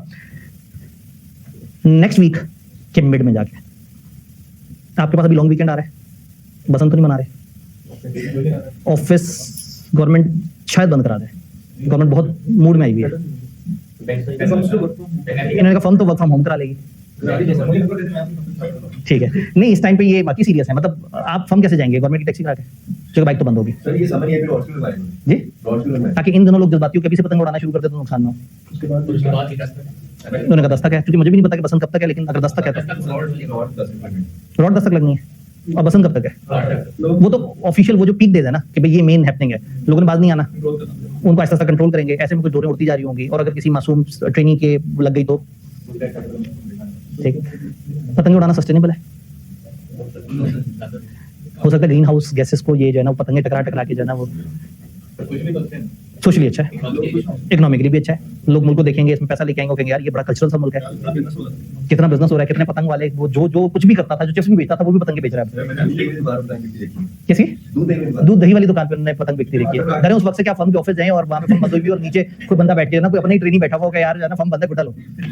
तो अब आपके पास कहने का मतलब ये था कि आई कैन अज्यूम कि आप लोगों के पास एक वीकेंड ऐसा आ रहा है जिसमें कम वर्क प्रेशर होगा, जिसका मतलब आप तैयार कर सकते होंगे।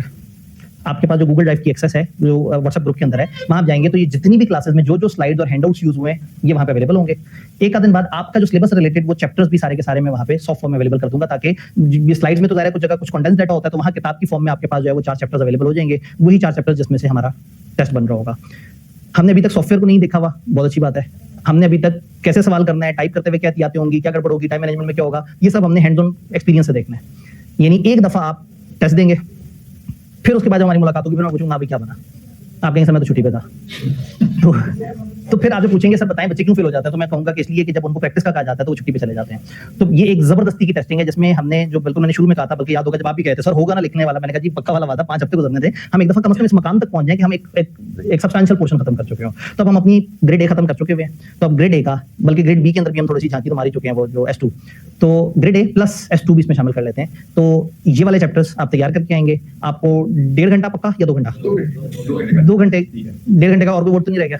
ठीक है भाई, प्रेशर में आके जनरल का सारी जो है ना, तो 2 घंटे का टेस्ट होगा, सॉफ्ट में टेस्ट होगा। आप लोगों को जो है वो फिर जब आप वो टेस्ट खत्म कर लेंगे तो आप उसको सॉफ्ट में हमें प्रोवाइड कर देंगे। फिर क्या होगा, मैं जब नेक्स्ट आपसे मिलूंगा तो मैं आपसे एक ओवरऑल जनरल पहले बताऊंगा कि लोगों ने ओवरऑल क्या मिस्टेक्स की, प्रेजेंटेशन में क्या क्या चीज थी, कौन सी चीज किस तरह से बेहतर की जा सकती थी। फिर वो जो सवाल आए होंगे उन सवालों को हम यहाँ डिस्कस करेंगे। आप लोगों को आपका मार्क हुआ हुआ जो सॉफ्ट स्क्रिप्ट है वो अलग से मिलेगा, जिसमें आपकी अपनी गलती हाईलाइट हुई भी होंगी। लेकिन यहाँ पे आप सब लोगों का नाम लेके कि नहीं जी अब्दुल वदूद साहब जो है ना ये तो अजीब ही पता नहीं क्या लिखी जा रहे थे, तो इस तरह की बात नहीं होगी। उसमें जो है वो आप लोगों की प्राइवेसी को भी मौजूद खातिर रखा जाएगा और उसमें से जो जनरल कमेंट्स निकलेंगे वो जनरल कमेंट्स मैं आपके साथ शेयर कर रहूंगा। और देन फिर उसके बाद जब हमें मौका मिलेगा तो फिर मैं वाईकेप का जो टूल है उसके अंदर आपको दिखाऊंगा कि आपने उसमें किस तरह से प्रैक्टिस करनी है, और ऑनवर्ड हमारी जब भी कोई दोबारा से रिटर्न असेसमेंट होगी वो फिर उस टूल पे होगी। लेकिन मैं पहली दफा आपको उधर से टूल में भी बता दूं, इधर से सोचने पे भी लगा दूं, इधर से कंप्यूटर के ऊपर पेपर पे भी लगा दूं, तो एक दिन में एक साथ ही सारे तजर्बे मुनासिब नहीं है।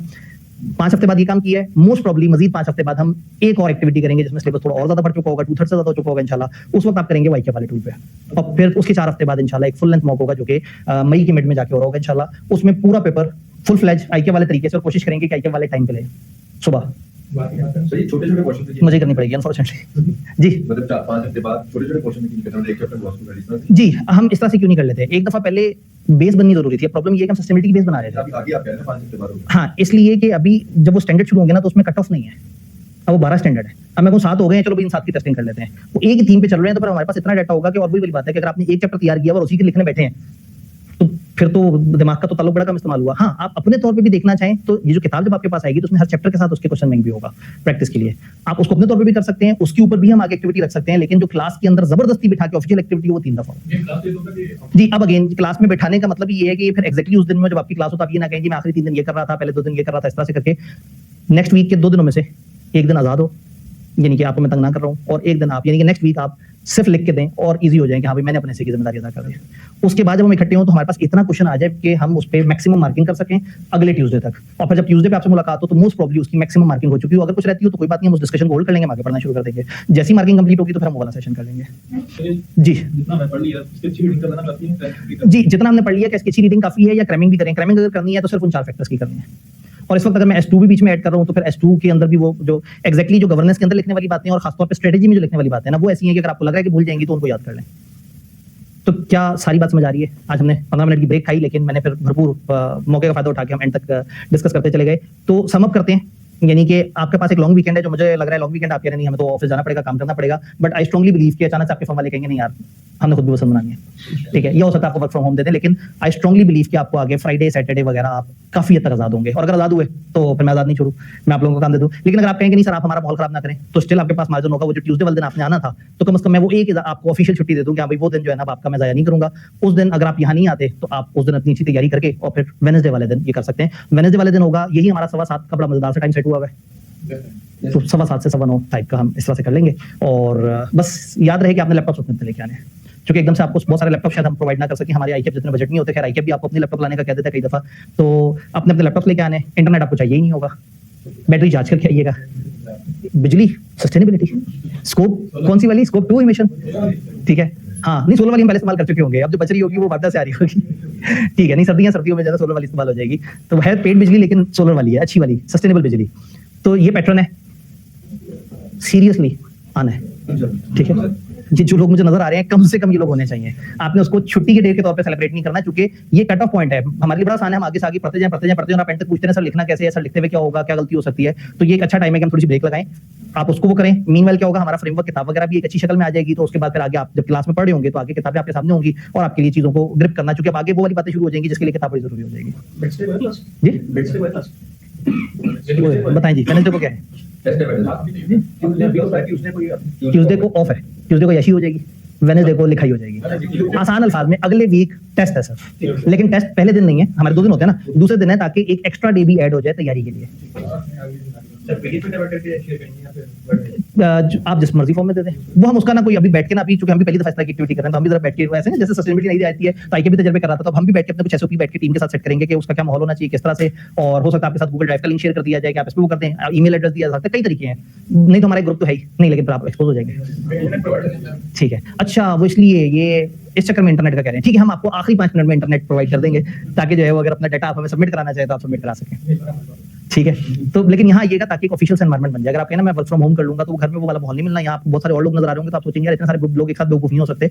तो ये सब शायद अपनी जिंदगी को लेकर सीरियस है, तो फिर आप भी उतने ही सीरियस हो जाएंगे और आप भी उसी तरह से कर रहे होंगे। तो ये एक पहली जबरदस्ती वाली प्रैक्टिस है। दूसरी, उसके 4-5 हफ्ते बाद जैसे भाई ने कहा कि हम और ज्यादा तेज क्यों नहीं कर लेते, इसमें छोटे छोटे वॉलंटरी सेक्शन भी हम आगे ऐड कर देंगे chapter by chapter. Class two सब नहीं करेंगे, आप मतलब एक एक्स्ट्रा डे आ जाएंगे। ऐसे ही है, मतलब सैटरडे अगेन मैं उसको मैंडेटरी ना रखूं, उसको वॉलंटरी रख लूं कि भाई वो वॉलंटरी है, जो उस तरफ आना चाहे तो हमको सैटरडे या इस तरह का दिन रख लें जिसमें लोग उसको कर सकें। भाई जाना है। ठीक है, हाँ नहीं चले, ठीक है, सही है जो है ना। बाकी आप लोग जो है ना, तो आज जो एज आपको 15 मिनट से ज्यादा नहीं मिल सका क्योंकि ब्रेक भी मैं खा गया था।